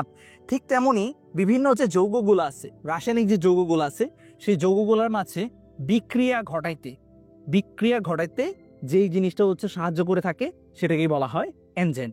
এনজাইম জিনিসটা হচ্ছে যে কোনো একটা বিক্রিয়া ঘটাতে সাহায্য করে থাকে নর্মালি। ঠিক আছে, এই জন্যই তাকে বলা হয় জৈব অনুঘটক। ঠিক আছে, এনজাইমকে কি বলা হয়? এনজাইমকে কিন্তু বাংলাতে বলা হয় হচ্ছে জৈব অনুঘটক, কারণ সে হচ্ছে ঘটকালি করতে পারে। কিসের মাঝে ঘটকালি করে? সে হচ্ছে বিভিন্ন যৌগের মাঝে ঘটকালি করে। ঘটকালি করে সে কি উদ্ধার করে বা কি লাভ করে? 2টা যৌগের মাঝে বিক্রিয়া সংঘটিত করতে সে হচ্ছে সাহায্য করে। ঠিক আছে, আর এনজাইম নিজে জিনিসটা কিরকম? এনজাইম কিন্তু আসলে প্রোটিন ধর্মী। ঠিক আছে, অর্থাৎ এনজাইমকে আমরা যদি ভাঙলে আমরা কি পাবো বলতো? ফাউন্ডেশন ক্লাস যারা করছো তারা কিন্তু অবশ্যই হচ্ছে এখন বুঝতে পারবা। এনজাইম জিনিসটা হচ্ছে প্রোটিন জাতীয়। প্রোটিন ছিল একটা মালা, কিসের মালা? অ্যামিনো অ্যাসিডের মালা। সুতরাং এনজাইমকে আমরা যদি ভাঙি তাহলে আমরা কি পাবো? আমরা কিন্তু অ্যামিনো অ্যাসিড পাবো, কারণ এনজাইম জিনিসটা হচ্ছে প্রোটিন জাতীয়।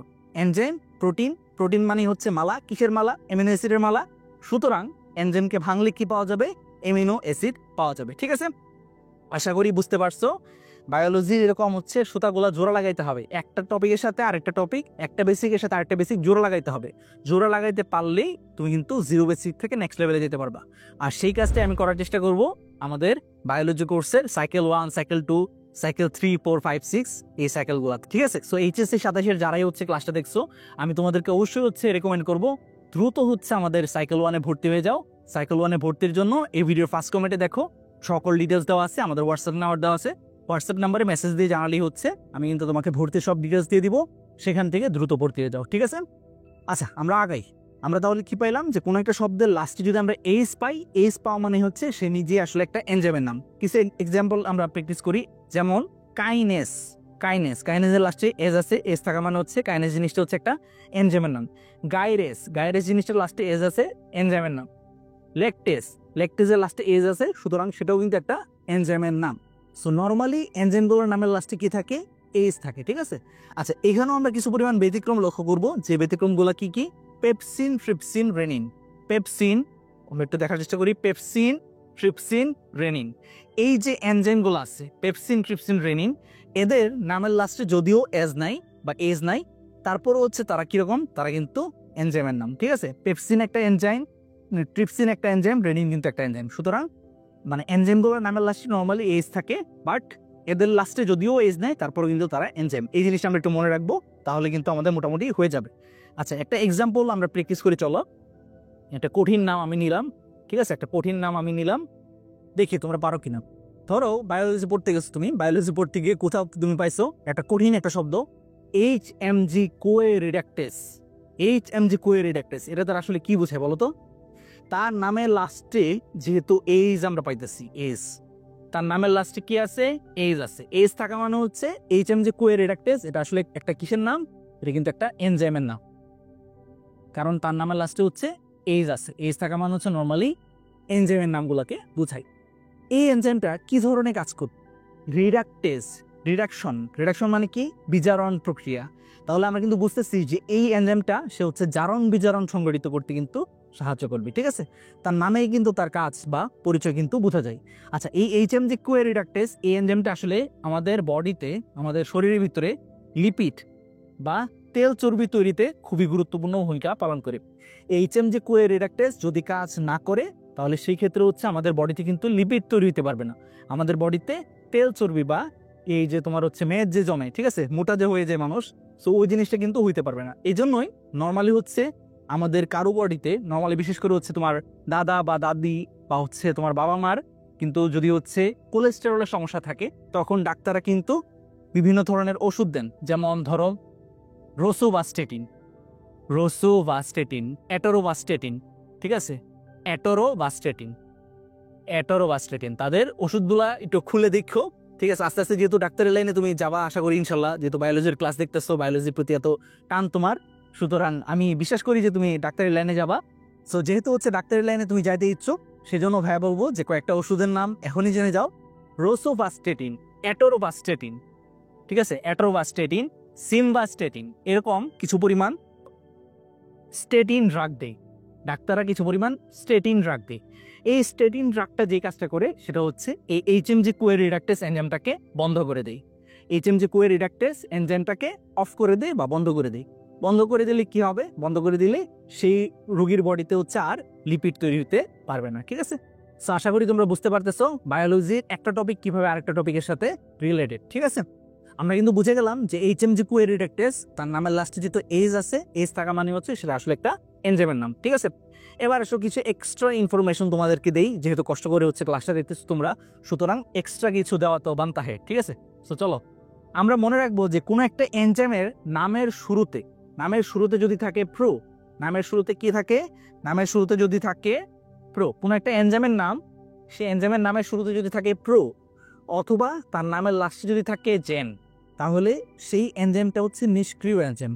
কোন একটা এনজাইম, সেই এনজাইমটার নামের শুরুতে যদি থাকে প্রো কিংবা নামের লাস্টে যদি থাকে জেন, তাহলে আমরা বুঝবো সেই জিনিসটা হচ্ছে আসলে কি, সেটা হচ্ছে একটা ইনঅ্যাক্টিভ এনজাইম, নিষ্ক্রিয় এনজাইম।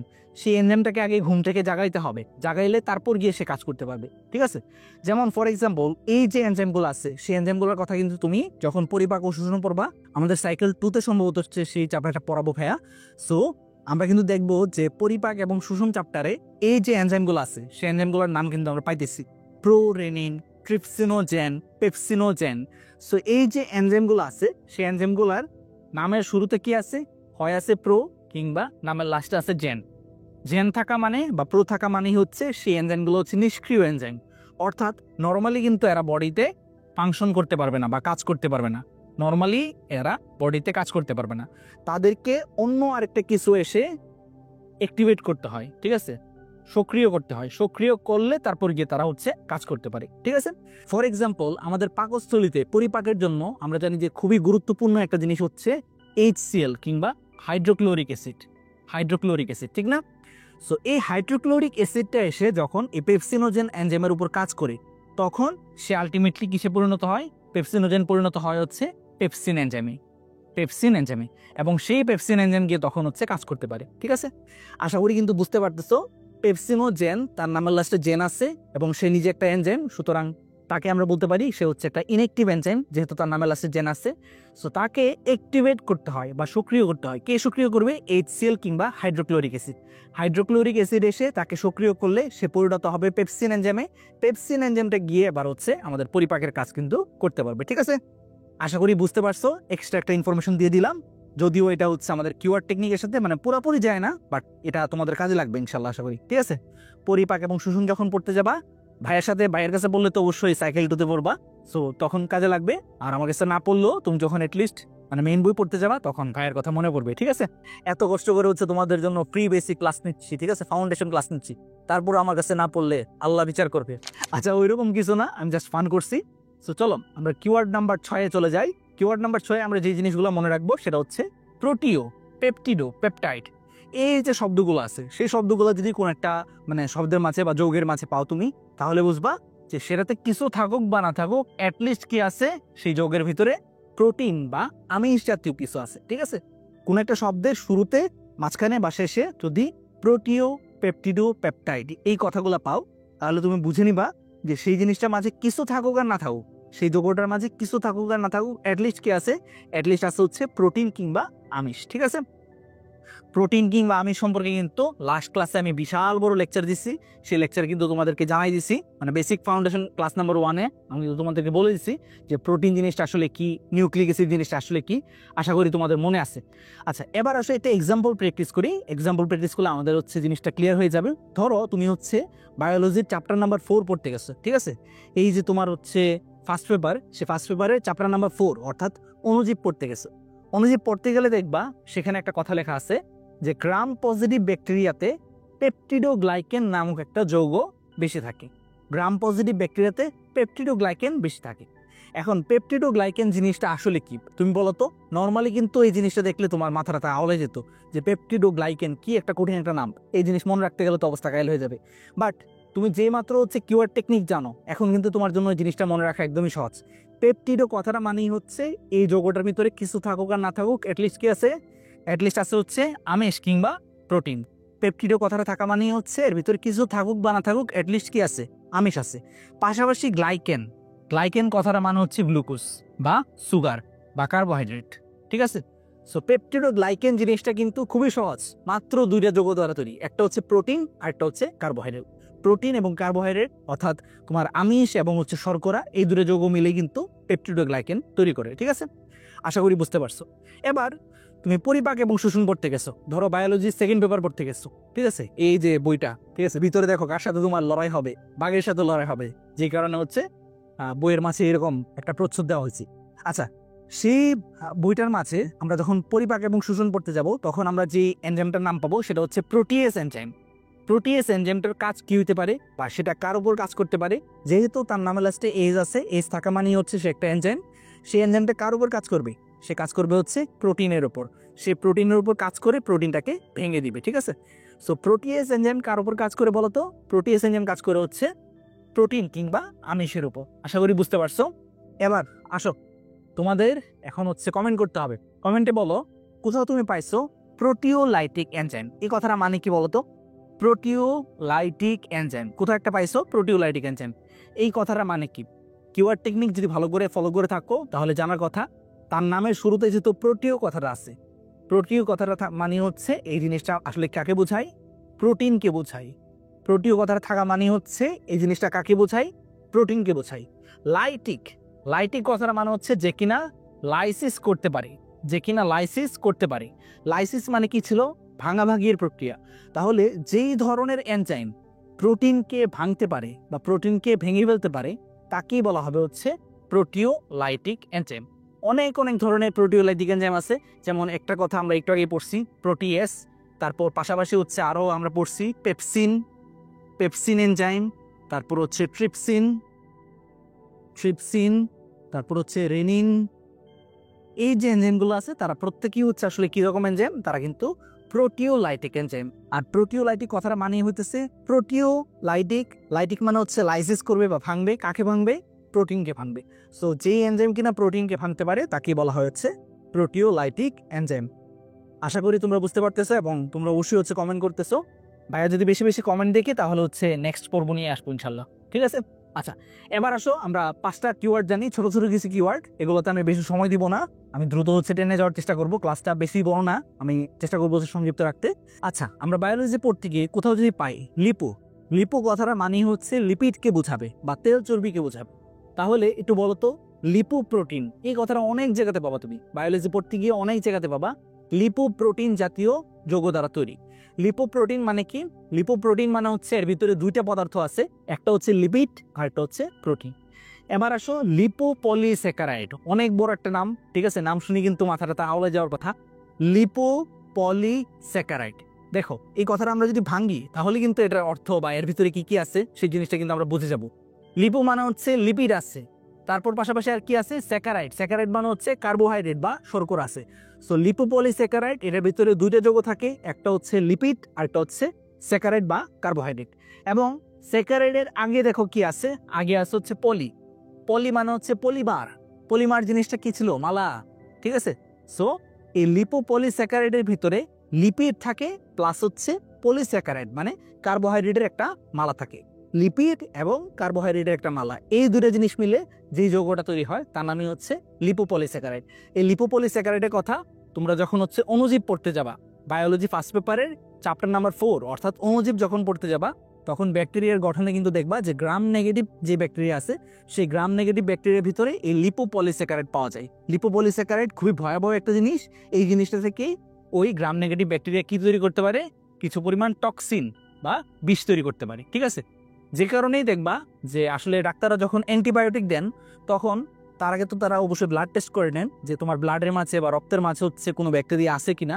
সো ব্যাকটেরিয়া যদি তারা দেখেন যে গ্রাম নেগেটিভ ব্যাকটেরিয়া, তখন তারা হচ্ছে অনেক হাই পাওয়ারের অ্যান্টিবায়োটিক কিন্তু দেন। কারণ গ্রাম নেগেটিভ যে ব্যাকটেরিয়া, সে ব্যাকটেরিয়ার কোষপ্রাচীরে পাওয়া যায় লিপোপলিস্যাকারাইড। যে লিপোপলিস্যাকারাইড থেকে পরবর্তীতে কি তৈরি হতে পারে? টক্সিন তৈরি হতে পারে। যে টক্সিন তৈরি হলে কিন্তু আমাদের রোগ ব্যাধি যেটা আছে সেটা কিন্তু অনেক বেশি পরিমাণে বেড়ে যাবে।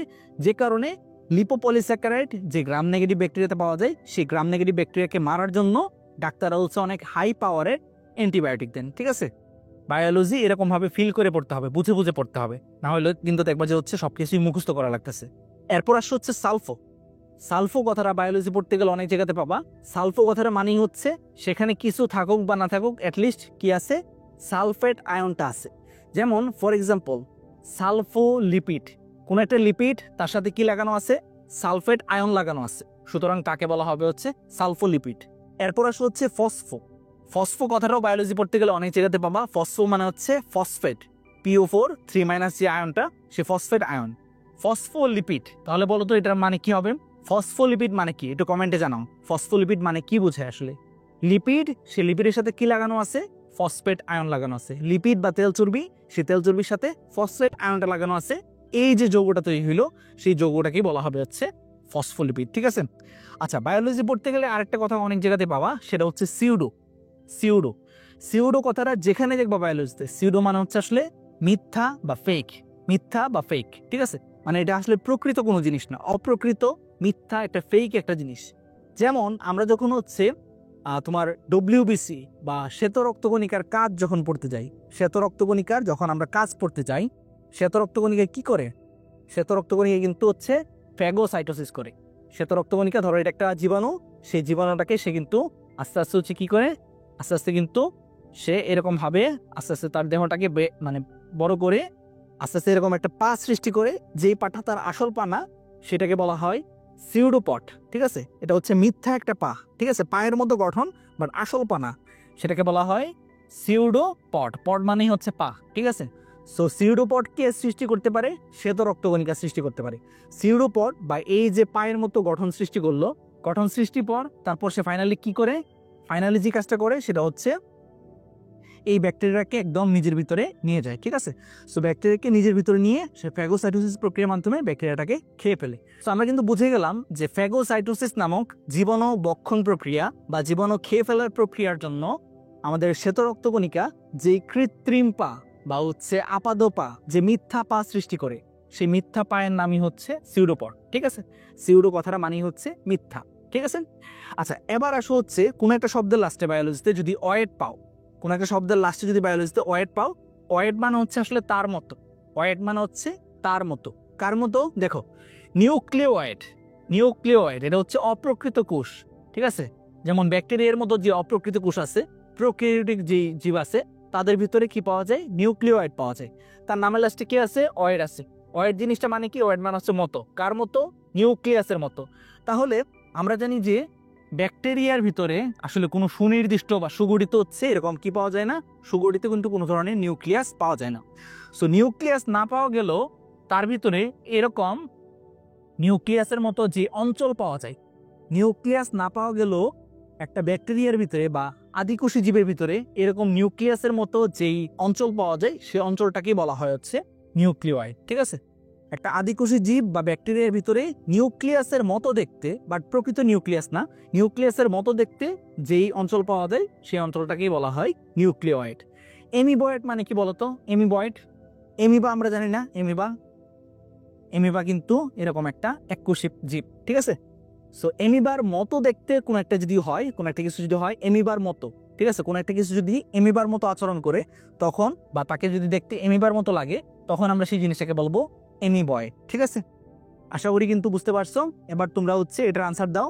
বায়োলজি পড়তে গেছো, এইচএসসি বায়োলজি সেকেন্ড পেপারের ফার্স্ট অধ্যায় প্রাণীর বিভিন্নতা এবং শ্রেণীবিন্যাস পড়তে গেছো। ঠিক আছে, এই যে বায়োলজি সেকেন্ড পেপারের ফার্স্ট যে চ্যাপ্টার প্রাণীর বিভিন্নতা এবং শ্রেণীবিন্যাস, সেটা পড়তে গিয়ে তুমি কি পাবা? সেটা পড়তে কি পাবা? সিউডোসিলোমেট এই কথাটা পাইছো তুমি। এটা দ্বারা আসলে কি বোঝানো হবে বা তুমি কি বুঝতে পারবা কিওয়ার্ড টেকনিক অ্যাপ্লাই করে, সেই জিনিসটা অবশ্যই হচ্ছে কমেন্টে জানাও। ঠিক আছে, সিউডো কথাটা মানে হচ্ছে মিথ্যা। কি মিথ্যা? সিলোম। কোন একটা জীবের ভিতরে সিলোম নামক যে গহ্বর, সিলোম হচ্ছে একটা গহ্বর, ঠিক আছে, সিলোম হচ্ছে একটা গহ্বর ধরো। সো কোন একটা জীবের ভিতরে যদি এমন একটা সিলোম বা গহ্বর পাওয়া যায় যে গহ্বরটা আসলে প্রকৃত না, যে গহ্বরটা আসলে প্রকৃত না, ফেক একটা জিনিস, ঠিক আছে, এটা প্রকৃত কোনো গহ্বর না, একটা ফেক একটা জিনিস, তখন সেই জীবটাকে বলা হবে হচ্ছে সিউডোসিলোমেট। যে সকল জীবের ভিতরে মিথ্যা বা অপ্রকৃত সিলোম পাওয়া যায় তাদেরকে বলা হয় হচ্ছে সিউডোসিলোমেট। ঠিক আছে, যেমন ফর এক্সাম্পল আমরা দেখব যে নেমাটোডা পর্বের কিছু পরিমাণ কৃমি আছে, নেমাটোডা পর্বের কৃমিতে এই সিউডোসিলোম অবস্থাটা দেখা যায়। তাদের ভিতরে যে সিলোম বা গহ্বর পাওয়া যায় সেই গহ্বরটা আসলে প্রকৃত গহ্বর না। ঠিক আছে, আশা করি বুঝতে পারছো। যে কারণে হচ্ছে নেমাটোডাকে কি বলা হয়? সিউডোসিলোমেট বলা হয়। এটা কিন্তু মেডিকেলও আসতে পারে, মেডিকেলও মাঝে মাঝে এসে থাকে। নিচের কোনটি? সিউডোসিলোমেট বা সুডোসিলোমেট। ঠিক আছে, আনসার হচ্ছে নেমাটোডা পর্বের প্রাণীরা। আচ্ছা, এবার আসো আমরা আরো কিছু কিওয়ার্ড টেকনিক জানি। বাকি যে অংশগুলো এখন দেখাবো সেগুলো আমি চেষ্টা করবো একটু দ্রুত আগাইতে, কারণ তোমরা হচ্ছে অনেকটাই লং ক্লাস আমরা নিয়ে ফেলছি। চলো আমরা দ্রুত আগাই ফেলি।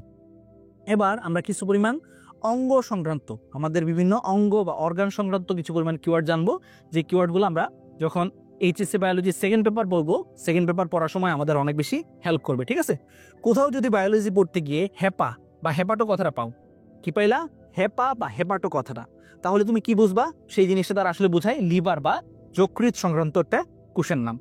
সো ধরো স্যার তোমাকে পড়াইতেছেন কোন একদিন, পড়াইতে তিনি বললেন যে আচ্ছা বলো তো হেপাটোসাইট এটা কোথায় পাওয়া যায়? তুমি কি আনসার দিবে বলো তো? বায়োলজি পড়তে গিয়ে কোথাও তুমি পাইছো হেপাটোসাইট, বা স্যার তোমাকে জিজ্ঞাসা করলো হেপাটোসাইট এই জিনিসটার মানে কি, তখন তুমি কি আনসার দিবা? আনসার দেওয়ার উপায় কিন্তু একদমই সহজ, তুমি জানো কিওয়ার্ড টেকনিক। সো অন্যদের চেয়ে তুমি অনেক বেশি স্মার্ট।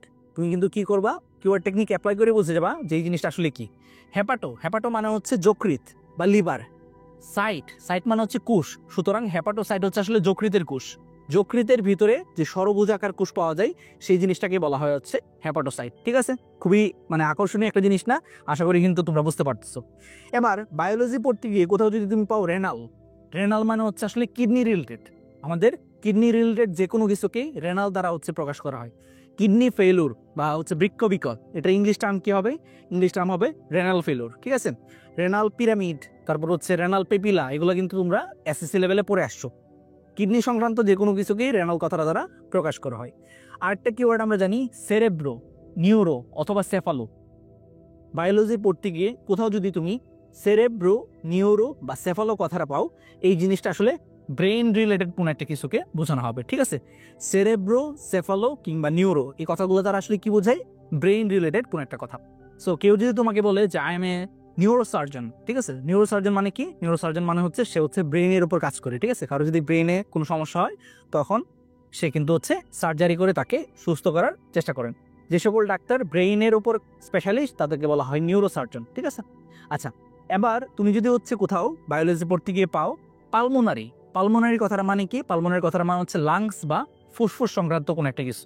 সো ধরো তোমাকে কেউ বলতেছে যে পালমোনারি শিরা, এই কথার মানে কি? এই কথার মানে হচ্ছে ফুসফুসীয় শিরা। ঠিক আছে, এবার আসো কার্ডিয়াক। কার্ডিয়াক কথাটা আমরা যেখানে পাবো, কার্ডিয়াক দ্বারা আসলে কি বোঝাই? হার্ট কিংবা হৃৎপিণ্ড সংক্রান্ত কোনো একটা কিছুকে বোঝাই। ডেন্টাল কথাটা দেখা মাত্রই আমরা সবাই জানি দাঁত সংক্রান্ত কোনো একটা কিছুকে বোঝাবে। অর্থ বা অস্টিও কথাটা দ্বারা বোঝাবে হচ্ছে বোন কিংবা হাড় সংক্রান্ত কোনো একটা কিছু। সো তোমাকে যদি বলে যে অর্থোপেডিক ডাক্তার বা অর্থোপেডিক ডিপার্টমেন্ট, সেটাতে যাও, তাহলে তুমি কি বুঝবা? যে অর্থোপেডিক ডিপার্টমেন্ট হচ্ছে হসপিটালের এমন একটা ডিপার্টমেন্ট যেখানে কিনা হাড় ভাঙ্গা রোগীদের নিয়ে হচ্ছে মানে চিকিৎসা করা হয়। ঠিক আছে, আশা করি বুঝতে পারছো। আবার যদি কোথাও পাও অস্টিওসাইট, বায়োলজি পড়তে গেছো, তুমি কোথাও কি পাইছো? অস্টিওসাইট কথাটা পাইছো। সাইট কথাটা মানে হচ্ছে কোষের নাম। কিসের কোষ? হাড়ের কোষ। আমাদের অস্থি বা বোনের যেই কোষ, সেই জিনিসটাকে বলা হয় হচ্ছে অস্টিওসাইট। ঠিক আছে, এরপর আসলে হচ্ছে গ্যাস্ট্রো বা গ্যাস্ট্রিকের কথা। গ্যাস্ট্রিক কথাটা শুনলে আমরা বুঝি যে পেটের মাঝে গ্যাস্ট্রিক হয়েছে, এরকম টাইপের কোনো একটা সমস্যা। বাট বায়োলজিতে কিন্তু গ্যাস্ট্রো বা গ্যাস্ট্রিক কথাটা দ্বারা আসলে পাকস্থলী রিলেটেড কোনো একটা কিছুকে বোঝানো হয়। ঠিক আছে, সো বায়োলজি পড়তে গিয়ে কোথাও যদি তুমি পাও গ্যাস্ট্রিক প্রোটিয়াস, আমি আবার একটু লিখে বলি, গ্যাস্ট্রিক প্রোটিয়াস, গ্যাস্ট্রিক প্রোটিয়াস, অমুক জায়গাতে গ্যাস্ট্রিক প্রোটিয়াস কাজ করে। ঠিক আছে, এটা দেখলা তুমি, দেখা মাত্র তুমি কি বুঝবা? প্রোটিয়াস এজ আছে, এজ মানে হচ্ছে এনজাইম। প্রোটিয়াস, প্রোটিয়াস মানে হচ্ছে প্রোটিনের উপর কাজ করে একটা এনজাইম। সেই এনজাইমটা কোথায় কাজ করবে? আমাদের গ্যাস্ট্রিক বা পাকস্থলীতে কাজ করবে। পাকস্থলীতে যে ধরনের প্রোটিওলাইটিক এনজাইম বা প্রোটিন বিশ্লেষী এনজাইম কাজ করে তাকে বলা হয় হচ্ছে গ্যাস্ট্রিক প্রোটিয়াস। ঠিক আছে, আশা করি কিন্তু তোমরা এখন বুঝতে পারছো। কিওয়ার্ড টেকনিক শেখার সবচেয়ে মজার জিনিসটা কি জানো? কিওয়ার্ড টেকনিক শেখার সবচেয়ে মজার জিনিস হচ্ছে মানে একটা শব্দ দেখা মাত্রই তোমার কাছে মনে হবে যে শব্দটা তোমার সাথে কথা বলতেছে, বায়োলজির বইটা তোমার সাথে কথা বলতেছে। তুমি ঠিকই বুঝতে পারতেছো, বাট তোমার আশেপাশের যে বন্ধুরা, ক্লাসের যে বন্ধুরা আছে, তারা কিছুই বুঝতেছে না, এরকম একটা অবস্থা হবে। ঠিক আছে, মানে তুমি খুবই বেশি আনন্দ ফিল করো মনে মনে যে আমি তো বুঝতে পারতেছি, বাট তোরা তো বুঝতে পারতে পারছ না। ঠিক আছে, সো এর কারণ হচ্ছে কিওয়ার্ড টেকনিক হচ্ছে এমন একটা টেকনিক যেটা কিনা বায়োলজির প্রত্যেকটা চ্যাপ্টারে, প্রত্যেকটা টপিকে তুমি হচ্ছে অ্যাপ্লাই করে কিন্তু অন্যদের চেয়ে বেটার আন্ডারস্ট্যান্ডিং মেক করতে পারো। ঠিক আছে, আচ্ছা এবার আসো তোমাদের একটা এক্সাম্পল নেই। ধরো কোথাও তুমি পাইছো কার্ডিও পালমোনারি রিসাসিটেশন। আচ্ছা, রিসাসিটেশন জিনিসটা একটু কঠিন একটা ওয়ার্ড। রিসাসিটেশন মানে হচ্ছে পুনরুজ্জীবন। মানে কাউকে হচ্ছে যখন কেউ যদি পানিতে ডুবে যায় তখন তাকে তুলে হচ্ছে কি করতে হয়? তার বুকের ভিতরে হচ্ছে চাপ দিতে হয় না এরকম ভাবে, তার হার্টকে হচ্ছে পাম্প ঠিক রাখার জন্য। সো ওই প্রক্রিয়াটাকে বলা হয় সিপিআর কিংবা cardio pulmonary resuscitation. So cardio pulmonary resuscitation, এটাতে আসলে দুইটা অঙ্গকে ঠিকমতো সচল রাখার চেষ্টা করা হয়। একটা হচ্ছে কার্ডিও, কার্ডিও মানে হচ্ছে হার্ট, পালমোনারি, পালমোনারি হচ্ছে আমাদের ফুসফুস। ঠিক আছে, মুখের মাঝে হচ্ছে শ্বাস নিঃশ্বাস ত্যাগ করার মাধ্যমে তখন কিন্তু হচ্ছে আমাদের ফুসফুসকেও কিন্তু ঠিক করার চেষ্টা করা হয়। আচ্ছা, হেপাটোসাইটের কথা তো বললাম, হেপাটোসাইট হচ্ছে আমাদের যকৃতের কোষ। এবার বায়োলজি পড়তে গিয়ে কোথাও তুমি পাইছো এনসেফালোপ্যাথি। বায়োলজি পড়তে গিয়ে কি পাইছো? এনসেফালোপ্যাথি পাইছো। কোনো একটা কিছু লাস্টে যদি প্যাথি পাও, প্যাথি মানে হচ্ছে আসলে সেটার কোনো একটা রোগ হয়েছে, কোনো একটা কিছুর রোগ হয়েছে। ঠিক আছে, দেখো কোনো একটা শব্দের লাস্টে যদি প্যাথি পাও, প্যাথি মানে হচ্ছে সেটা রোগ হয়েছে। কার রোগ হয়েছে? এনসেফালো, সেফালো কথাটা আছে না, সেফালো মানে হচ্ছে ব্রেইন, সেফালো মানে হচ্ছে ব্রেইন। সো ব্রেইনের মাঝে ভয়াবহ একটা সমস্যার নাম হচ্ছে এনসেফালোপ্যাথি। ঠিক আছে, ব্রেইনের মাঝে হওয়া একটা ভয়াবহ সমস্যার নাম হচ্ছে এনসেফালোপ্যাথি। এবার আসো হচ্ছে মাইক্রোসেফালি। আমরা যখন হচ্ছে আমাদের বায়োলজি ফার্স্ট পেপারের মাঝে অধ্যায় নাম্বার 4 অর্থাৎ অণুজীব পড়তে যাব, অণুজীব পড়তে গেলে আমরা দেখব যে জিকা ভাইরাস নামে একটা ভাইরাস আছে। সেই ভাইরাসটার কথা তোমরা অনেকে আশা করি জানো। সো জিকা ভাইরাস যদি কোনো গর্ভবতী মাকে আক্রমণ করে, তখন সেই ক্ষেত্রে তার যে সন্তান হয়, সে সন্তানের যে সমস্যাটা হয়, সেই সমস্যাটার নাম হচ্ছে মাইক্রোসেফালি। মাইক্রো কথাটা বায়োলজি পড়তে গেলে যেখানেই পাবা, মাইক্রো মানে হচ্ছে আসলে ছোট কোনো একটা কিছুকে বোঝায়। মাইক্রো মানে কি বোঝায়? ছোট। কি ছোট হয়ে যাবে? সেফালি, সেফালি মানে হচ্ছে ব্রেইন, সেফালি মানে হচ্ছে ব্রেইন। তোমরা গুগলে গিয়ে সার্চ করতে পারো মাইক্রোসেফালি লিখে। ঠিক আছে, দেখবা যে হচ্ছে ভয়াবহ অবস্থা। একটা শিশু, যে শিশুর দেখে মনে হবে যে তার ব্রেইন নাই। ঠিক আছে, এত ছোট ব্রেইন নিয়ে সে জন্মগ্রহণ করছে, সেই জিনিসটা বা সেই সমস্যাটাকে বলা হবে হচ্ছে মাইক্রোসেফালি। মাইক্রোসেফালি কিসের আক্রমণে হয়? আমরা মনে রাখবো জিকা ভাইরাস। ঠিক আছে, জিকা ভাইরাস, জিকা ভাইরাস যদি হচ্ছে কোনো গর্ভবতী মাকে আক্রমণ করে during her pregnancy time, so তখন কিন্তু হচ্ছে তার সন্তানের যে সমস্যাটা সৃষ্টি হয় সেটাকে বলা হয় মাইক্রোসেফালি। আচ্ছা, আমরা লাস্টের দিকে চলে আসছি ক্লাসের। সো আমরা এখন হচ্ছে শেষ 10টা বা 11টা হচ্ছে আমরা কিওয়ার্ড টেকনিক দেখে তারপর হচ্ছে ক্লাসটা শেষ করে দিব। আমরা মনে রাখবো সায়ানো। সায়ানো কথাটা বায়োলজি পড়তে গেলে যেখানেই পাবো আমরা, সায়ানো কথাটা মানে হচ্ছে নীলাভ সবুজ, এরকম কোনো একটা কিছু বোঝাবে। সো সায়ানো ব্যাকটেরিয়া আসলে কি? সায়ানো ব্যাকটেরিয়া হচ্ছে নীলাভ সবুজ শৈবাল, ঠিক আছে, নীলাভ সবুজ শৈবাল। নীলাভ সবুজ শৈবালকে আগে শৈবাল ডাকা হইতো, বর্তমানে কি ডাকা হয়? বর্তমানে ডাকা হয় হচ্ছে সায়ানো ব্যাকটেরিয়া। মনে রাখার উপায় কি? মনে রাখার উপায় হচ্ছে একদমই সহজ। সায়ানোর সাথে কিসের মিল আছে বলতো? সায়ানোর সাথে মিল আছে হচ্ছে সায়ানাইডের মিল আছে। সায়ানাইড জিনিসটা আসলে কি? সায়ানাইড জিনিসটা হচ্ছে একটা বিষ। কেউ যদি বিষ পান করে তাহলে তার অবস্থা কি হয়ে যায়? তার কিন্তু চোখ মুখ বা শরীর কিন্তু হচ্ছে নীল হয়ে যায়। বলে না যে হচ্ছে বিষে নীল হয়ে গেছে, সাকিব আল হাসানের বিষে প্রোটিয়ারা হচ্ছে নীল হয়ে গেছে, ঠিক আছে? ওইরকম কথা বলে না অনেকে কাব্যিকভাবে। সো ওই জিনিসটা কিন্তু আমরা মনে রাখতে পারি। সায়ানাইড হচ্ছে একটা বিষ। সেই বিষে কেউ যদি পান করে তখন তার চেহারা হচ্ছে নীল হয়ে যায়, বিষে নীল হয়ে গেছে। সো ওই জিনিসটা থেকে আমরা মনে রাখতে পারি সায়ানো মানে হচ্ছে আসলে নীলাভ সবুজ বোঝায়, ঠিক আছে? সো সায়ানো ব্যাকটেরিয়া হচ্ছে এমন একটা শৈবাল যে কিনা হচ্ছে নীলাভ সবুজ প্রকৃতি। মাইক্রো কথাটা তো আগেই বললাম, মাইক্রো কথাটা বায়োলজি পড়তে গেলে আমরা অনেক জায়গাতে পাবো। মাইক্রো মানে হচ্ছে ছোট। ব্রেনের মাঝে কিছু ছোট ছোট গ্লিয়া কোষ পাওয়া যায়, যেগুলোকে বলা হয় হচ্ছে মাইক্রোগ্লিয়া। আমাদের ব্রেনের মাঝে কিছু ছোট ছোট সাহায্যকারী গ্লিয়া কোষ পাওয়া যায়, যেই গ্লিয়া কোষগুলোকে বলা হয় মাইক্রোগ্লিয়া, ঠিক আছে? ম্যাক্রো কথাটা আমরা বায়োলজি পড়তে গেলে অনেক জায়গাতে পাবো। ম্যাক্রো মানে হচ্ছে বড়, মাইক্রো মানে হচ্ছে ছোট, মাইক্রো মানে ছোট, ম্যাক্রো মানে হচ্ছে বড়। সো কোথাও যদি পাও ম্যাক্রোফেজ মানে কি? ম্যাক্রোফেজ হচ্ছে এমন একটা শ্বেত রক্তকণিকা যে কিনা বড় বড় জীবাণুকে খেয়ে ফেলতে পারে, ঠিক আছে? বড় বড় জীবাণুকে খেয়ে ফেলতে পারে, তাকে বলা হবে ম্যাক্রোফেজ। মনে রাখবা বায়োলজিতে ফেজ কথাটা আসছে আসলে ফেগি থেকে। ফেগি মানে হচ্ছে খাদক, যে খাওয়া দাওয়া করে, ঠিক আছে? সো ম্যাক্রোফেজ সে কি করবে? ম্যাক্রো মানে হচ্ছে বড় বড় জাতীয় যে রোগ জীবাণু আছে তাদেরকে খেয়ে ফেলতে পারে, এরকম যে শ্বেত রক্তকণিকা তাকেই বলা হবে হচ্ছে ম্যাক্রোফেজ, ঠিক আছে? সেই কথাগুলো সবগুলো কিন্তু তোমরা হচ্ছে বায়োলজি সেকেন্ড পেপার বা বায়োলজি ফার্স্ট পেপারের মাঝে যখন মেইন বইগুলো পড়তে যাবা তখন কিন্তু এগুলো কাজে লাগবে, ঠিক আছে? আর বেসিক ফাউন্ডেশন ক্লাসের নাম করে হচ্ছে তোমাকে যদি আমি মেইন পড়াই দিই তাহলে তো লাভ হলো না। আমি চেষ্টা করবো তোমার বেসিকটা হচ্ছে স্ট্রং করতে। এগুলো কিন্তু বেসিক, এগুলো কিন্তু আলটিমেটলি হচ্ছে তোমাকে 0 থেকে নেক্সট লেভেলে নিয়ে যাবে ইনশাল্লাহ, ঠিক আছে? আচ্ছা, বায়োলজি পড়তে গিয়ে কোথাও যদি আমরা পাই অটো কথাটা মানে কি? অটো মানে হচ্ছে রাস্তাঘাটে যে অটো রিক্সা চলে ওই জিনিসটা না। অটো মানে হচ্ছে নিচ। বায়োলজিতে অটো মানে হচ্ছে নিজকে বোঝায় বা নিজেকে বোঝায়। সো আমাদের কোষের ভিতরে যেই কণিকাটা বা যেই হচ্ছে তোমার কোষীয় অঙ্গাণুটা নিজে খেয়ে ফেলতে পারে, লাইসোজোম, সেই লাইসোজোমকে কি বলা হয়? অটোফেগি বলা হয়। আমরা একটু আগে জানলাম ফেগি কথাটা মানে হচ্ছে আসলে খাদক, যে কিনা নিজে হচ্ছে খেয়ে ফেলতে পারে, বা যেই তোমার হচ্ছে কোষীয় অঙ্গাণুটা নিজে ধ্বংস করতে পারে তাকে বলা হয় হচ্ছে অটোফেগি। অটোজোম আমরা কিন্তু ক্রোমোজোম পড়তে গেলে পাই। ক্রোমোজোম 2 রকমের, একটা হচ্ছে অটোজোম আর একটা হচ্ছে সেক্স ক্রোমোজোম তো সেক্স বা হচ্ছে তোমার লিঙ্গ নির্ধারণ করে। অন্যদিকে হচ্ছে অটোজোম কি করে? অটোজোম হচ্ছে আমাদের নিজের বডিটাকে বিল্ড আপ করতে সাহায্য করে। সো অটোজোম তার নাম শুনে আমরা বুঝতেছি অটো মানে হচ্ছে নিজ, সে হচ্ছে নিজের দেহের বিভিন্ন যে অংশগুলো আছে সেগুলো ডেভেলপমেন্টে সাহায্য করবে, ঠিক আছে? ফটো কথাটা আগেই পড়াইছি। ফটো মানে হচ্ছে লাইটে বা আলোর উপস্থিতিতে যে জিনিস হয় তাকে বলা হয় হচ্ছে ফটো। আচ্ছা, এরপর আসলে হচ্ছে এপি, এক্সো, সুপ্রা। এই কথাগুলো অনেক পাবা বায়োলজি পড়তে গেলেই, দেখবা যে এপিথেলিয়াল কোষ, এন্ডোথেলিয়াল কোষ, এই টাইপের কোষের কিন্তু অভাব নাই। সো বায়োলজি পড়তে গেলে যখনই তুমি এপি, এক্সো বা সুপ্রা কথাটা পাবা, এই কথাগুলো মানে আসলে বোঝায় হচ্ছে উপরে বা বাইরে, কোনো একটা কিছুর উপরে বা বাইরে সে অবস্থান করতেছে। তাহলে একটু বলতো এপিথেলিয়াল কোষ মানে হচ্ছে আসলে কি হবে? এপিথেলিয়াল হবে এমন একটা কোষের স্তর, যে কোষের স্তরটা কোনো একটা অঙ্গের ঠিক বাইরে বা হচ্ছে একদম প্রান্তের দিকে কিন্তু অবস্থান করবে। এপিকার্ডিয়াম, কার্ডিও কথাটা মানে হচ্ছে আমাদের হার্ট। সো আমাদের হার্টের সবচেয়ে বাইরের যে স্তর পেরিকার্ডিয়ামের নিচে, বাট সবচেয়ে বাইরের যে স্তর সেই জিনিসটাকে বলা হয় এপিকার্ডিয়াম। রেনাল মানে হচ্ছে কিডনি। সো আমাদের কিডনির উপরে বা বৃক্কের উপরে যে গ্রন্থিটা থাকে তাকে বলা হয় সুপ্রারেনাল গ্রন্থি বা এড্রেনাল গ্রন্থি।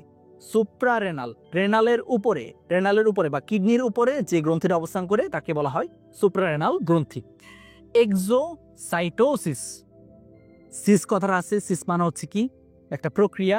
সাইটোসিস মানে হচ্ছে কোষের সাথে সংক্রান্ত। সাইট কথাটা মানে হচ্ছে কোষ। সো কোষের সাথে সংক্রান্ত একটা প্রক্রিয়া। এই প্রক্রিয়াতে কি হবে? এক্সো মানে হচ্ছে এক্সিট, মানে কোষ থেকে কোনো একটা কিছু বের হয়ে যাবে। ধরো এটা একটা কোষ, সেই কোষ থেকে কোনো একটা জিনিস যদি হচ্ছে বের হয়ে যায় তখন যে প্রক্রিয়া, সেই প্রক্রিয়াটাকে বলা হয় হচ্ছে এক্সোসাইটোসিস। সো আমরা মনে রাখবো এপি, এক্সো, সুপ্রা এগুলো দ্বারা হচ্ছে কোনো একটা কিছুর উপরে বা বাইরের দিকের অংশকে বোঝানো হয়। ঠিক আছে, আশা করি হচ্ছে বুঝতে পারছো তোমরা এবং ইনশাল্লাহ মনে রাখবা। অন দ্য আদার হ্যান্ড আমরা এপি, এক্সো, সুপ্রা দ্বারা বাইরের কোনো একটা কিছু বোঝাচ্ছিলাম। এন্ডো দ্বারা বোঝায় হচ্ছে ভেতরের কোনো একটা কিছু। কি এন্ডো দ্বারা কি বোঝায়? এন্ডো মানে হচ্ছে ইন্টার বা ভিতরের কোনো একটা কিছুকে বোঝানো হয়। সো দেখো, এন্ডোকার্ডিয়াম আমাদের হৃৎপিণ্ডের সবচেয়ে ভিতরের যে স্তর সেই জিনিসটাকে বলা হয় এন্ডোকার্ডিয়াম। ঠিক আছে, আশা করি এইগুলো তোমরা মনে রাখবা। আরেকটা জিনিস যেটা কিনা প্রত্যেকটা অঙ্গ পড়ার সময় হচ্ছে তোমরা দেখবে যে এই টাইপের একটা কিওয়ার্ড পাচ্ছ, সেটা হচ্ছে পেরি।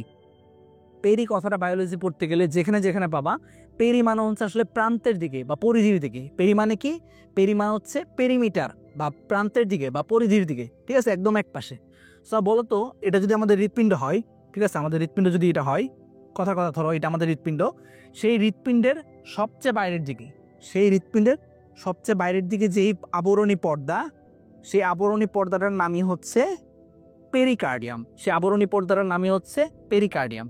এই পর্দাটা যেহেতু হচ্ছে হৃৎপিণ্ডের একদম প্রান্তের দিকে থাকে বা পরিধির দিকে থাকে বা একদম বাইরের দিকে ঘেঁষে থাকে, তার জন্য তাকে বলা হয় পেরিকার্ডিয়াম। ঠিক আছে, তো আমরা কিন্তু হচ্ছে অবশ্যই পার্থক্যগুলো মনে রেখে হচ্ছে শেখার চেষ্টা করব। এপি, এপি কথাটা বা এক্সো কথাটা মানে হচ্ছে বাইরের দিকে, বাট একদম প্রান্তের দিকে হইতেও পারে, নাও হইতে পারে। বাট পেরি কথাটা আমরা যে মাত্র পাবো, পেরি মানে হচ্ছে একদম প্রান্তের দিকে ফর শিওর। ঠিক আছে, পেরি মানেই হচ্ছে প্রান্তের দিকে বা পরিধির দিকে। সো পেরিকার্ডিয়াম হচ্ছে হৃৎপিণ্ডের বাইরের পর্দা, হৃৎপিণ্ডের সবচেয়ে বাইরের পর্দা। পেরিওস্টিয়াম, অস্টিও মানে হচ্ছে আমাদের হাড়।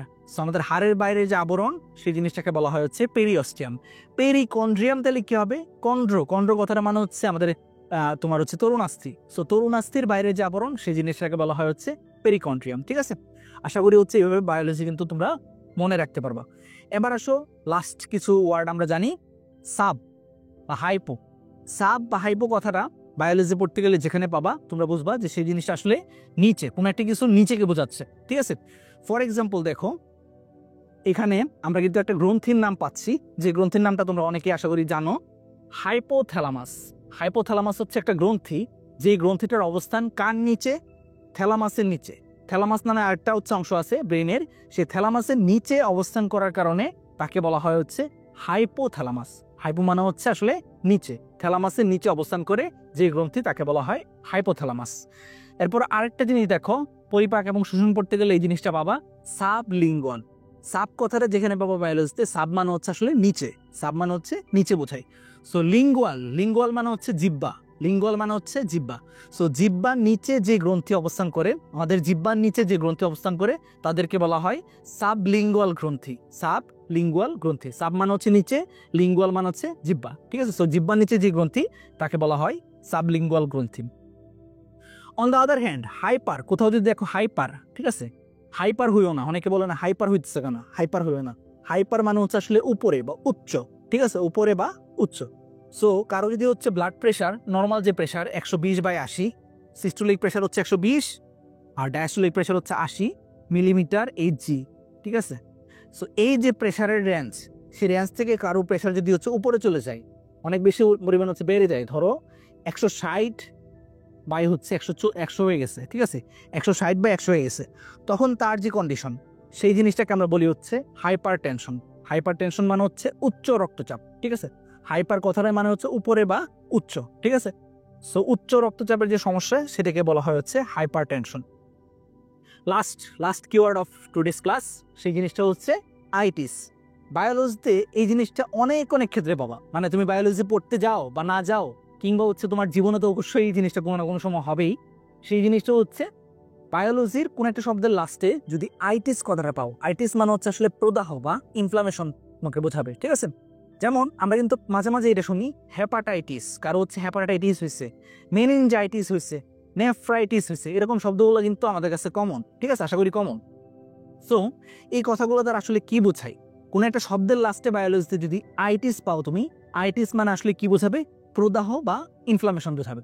সো আমাদের লিভার বা যকৃতের যে প্রদাহ, লিভার বা যকৃতের যে প্রদাহ, সেই জিনিসটাকে বলা হবে হচ্ছে হেপাটাইটিস। ঠিক আছে, আমাদের ব্রেন বা হচ্ছে মস্তিষ্কের যে আবরণ, যেটাকে বলা হয় মেনিনজেস, সেই মেনিনজেস আবরণে যদি কোনো ধরনের সংক্রমণ হয় বা হচ্ছে ইনফ্লামেশন হয়, তখন যে সমস্যা সেটাকে বলা হবে মেনিনজাইটিস। আমাদের যে নেফ্রন, কিডনির নেফ্রন, সেই নেফ্রনের মাঝে যদি কোনো ধরনের সংক্রমণ বা ইনফ্লামেশন হয় সেই জিনিসটাকে বলা হবে হচ্ছে নেফ্রাইটিস। ঠিক আছে, আশা করি বুঝতে পারছো। হেপাটাইটিস মানে হচ্ছে যকৃতের প্রদাহ বা ইনফ্লামেশন। মেনিনজাইটিস মানে হচ্ছে মেনিনজেস বা ব্রেইনের মাঝে কোনো ধরনের সংক্রমণ। নেফ্রাইটিস মানে হচ্ছে নেফ্রন বা কিডনির মাঝে সংক্রমণ। ঠিক আছে, এখন তোমাদের অনেকের মনে প্রশ্ন হইতে পারে যে ভাইয়া বুঝলাম যে এগুলো দ্বারা আসলে কি বোঝায়, প্রদাহ বা ইনফ্লামেশন বোঝায়। ইনফ্লামেশন জিনিসটা আসলে কি, ইনফ্লামেশন জিনিসটা মানে কি, আমরা এই জিনিসটা একটু জেনে যাই। ইনফ্লামেশন, দেখো তার নামটাও ভাঙলে আমরা কিন্তু এর অর্থ উদ্ধার করতে পারি। ফ্লেম, ফ্লেম মানে হচ্ছে কি বলতো, ফ্লেম, ফ্লেম মানে হচ্ছে আগুনের শিখা, আগুনের শিখা। সো আগুনের শিখাতে তুমি যদি তোমার হাত ধরো তাহলে কি হবে, পুড়ে যাবে না? হাত ধরলে কিন্তু পুড়ে যাবে বা গরম লাগবে প্রচন্ড রকম। সো ইনফ্লামেশন হচ্ছে বডির এমন একটা সমস্যা বা এমন একটা তোমার হচ্ছে লক্ষণ, যে ক্ষেত্রে হচ্ছে 4টা সাইন দেখা দেয়, 4টা লক্ষণ দেখা দেয়। 4টা লক্ষণের মাঝে একটা হচ্ছে সেই জায়গাটা কোথাও যদি তুমি আঘাত পাও তাহলে সেই জায়গাটা আমরা কি দেখি, সেই জায়গাটা হচ্ছে ফুলে যায়, তারপর সেখানে হচ্ছে গরম হয়ে যায়, সেখানে তাপ উৎপন্ন হয় এবং সেখানে হচ্ছে ব্যথার সৃষ্টি হয়। এই যে সমস্যাগুলো বা লক্ষণগুলো আছে সেগুলোকে একসাথে বলা হয় হচ্ছে ইনফ্লামেশন।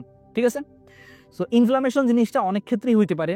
আমরা যদি কোথাও একটা জিনিসের সাথে বাড়ি খাই তখন সেই জায়গাতে আমরা দেখি ফুলে যাই, বা কেউ যদি হচ্ছে খেলতে গিয়ে পড়ে যায় বা ব্যথা পাই তখন দেখি যে সেই জায়গাতে হচ্ছে ফুলে গেছে। সো সেই জিনিসটাকে আমরা বলতে পারি ইনফ্লামেশন।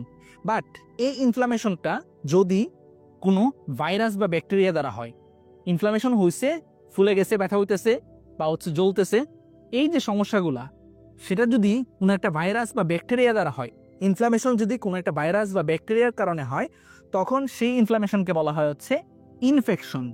তখন সেই ইনফ্লামেশনকে বলা হয় হচ্ছে ইনফেকশন।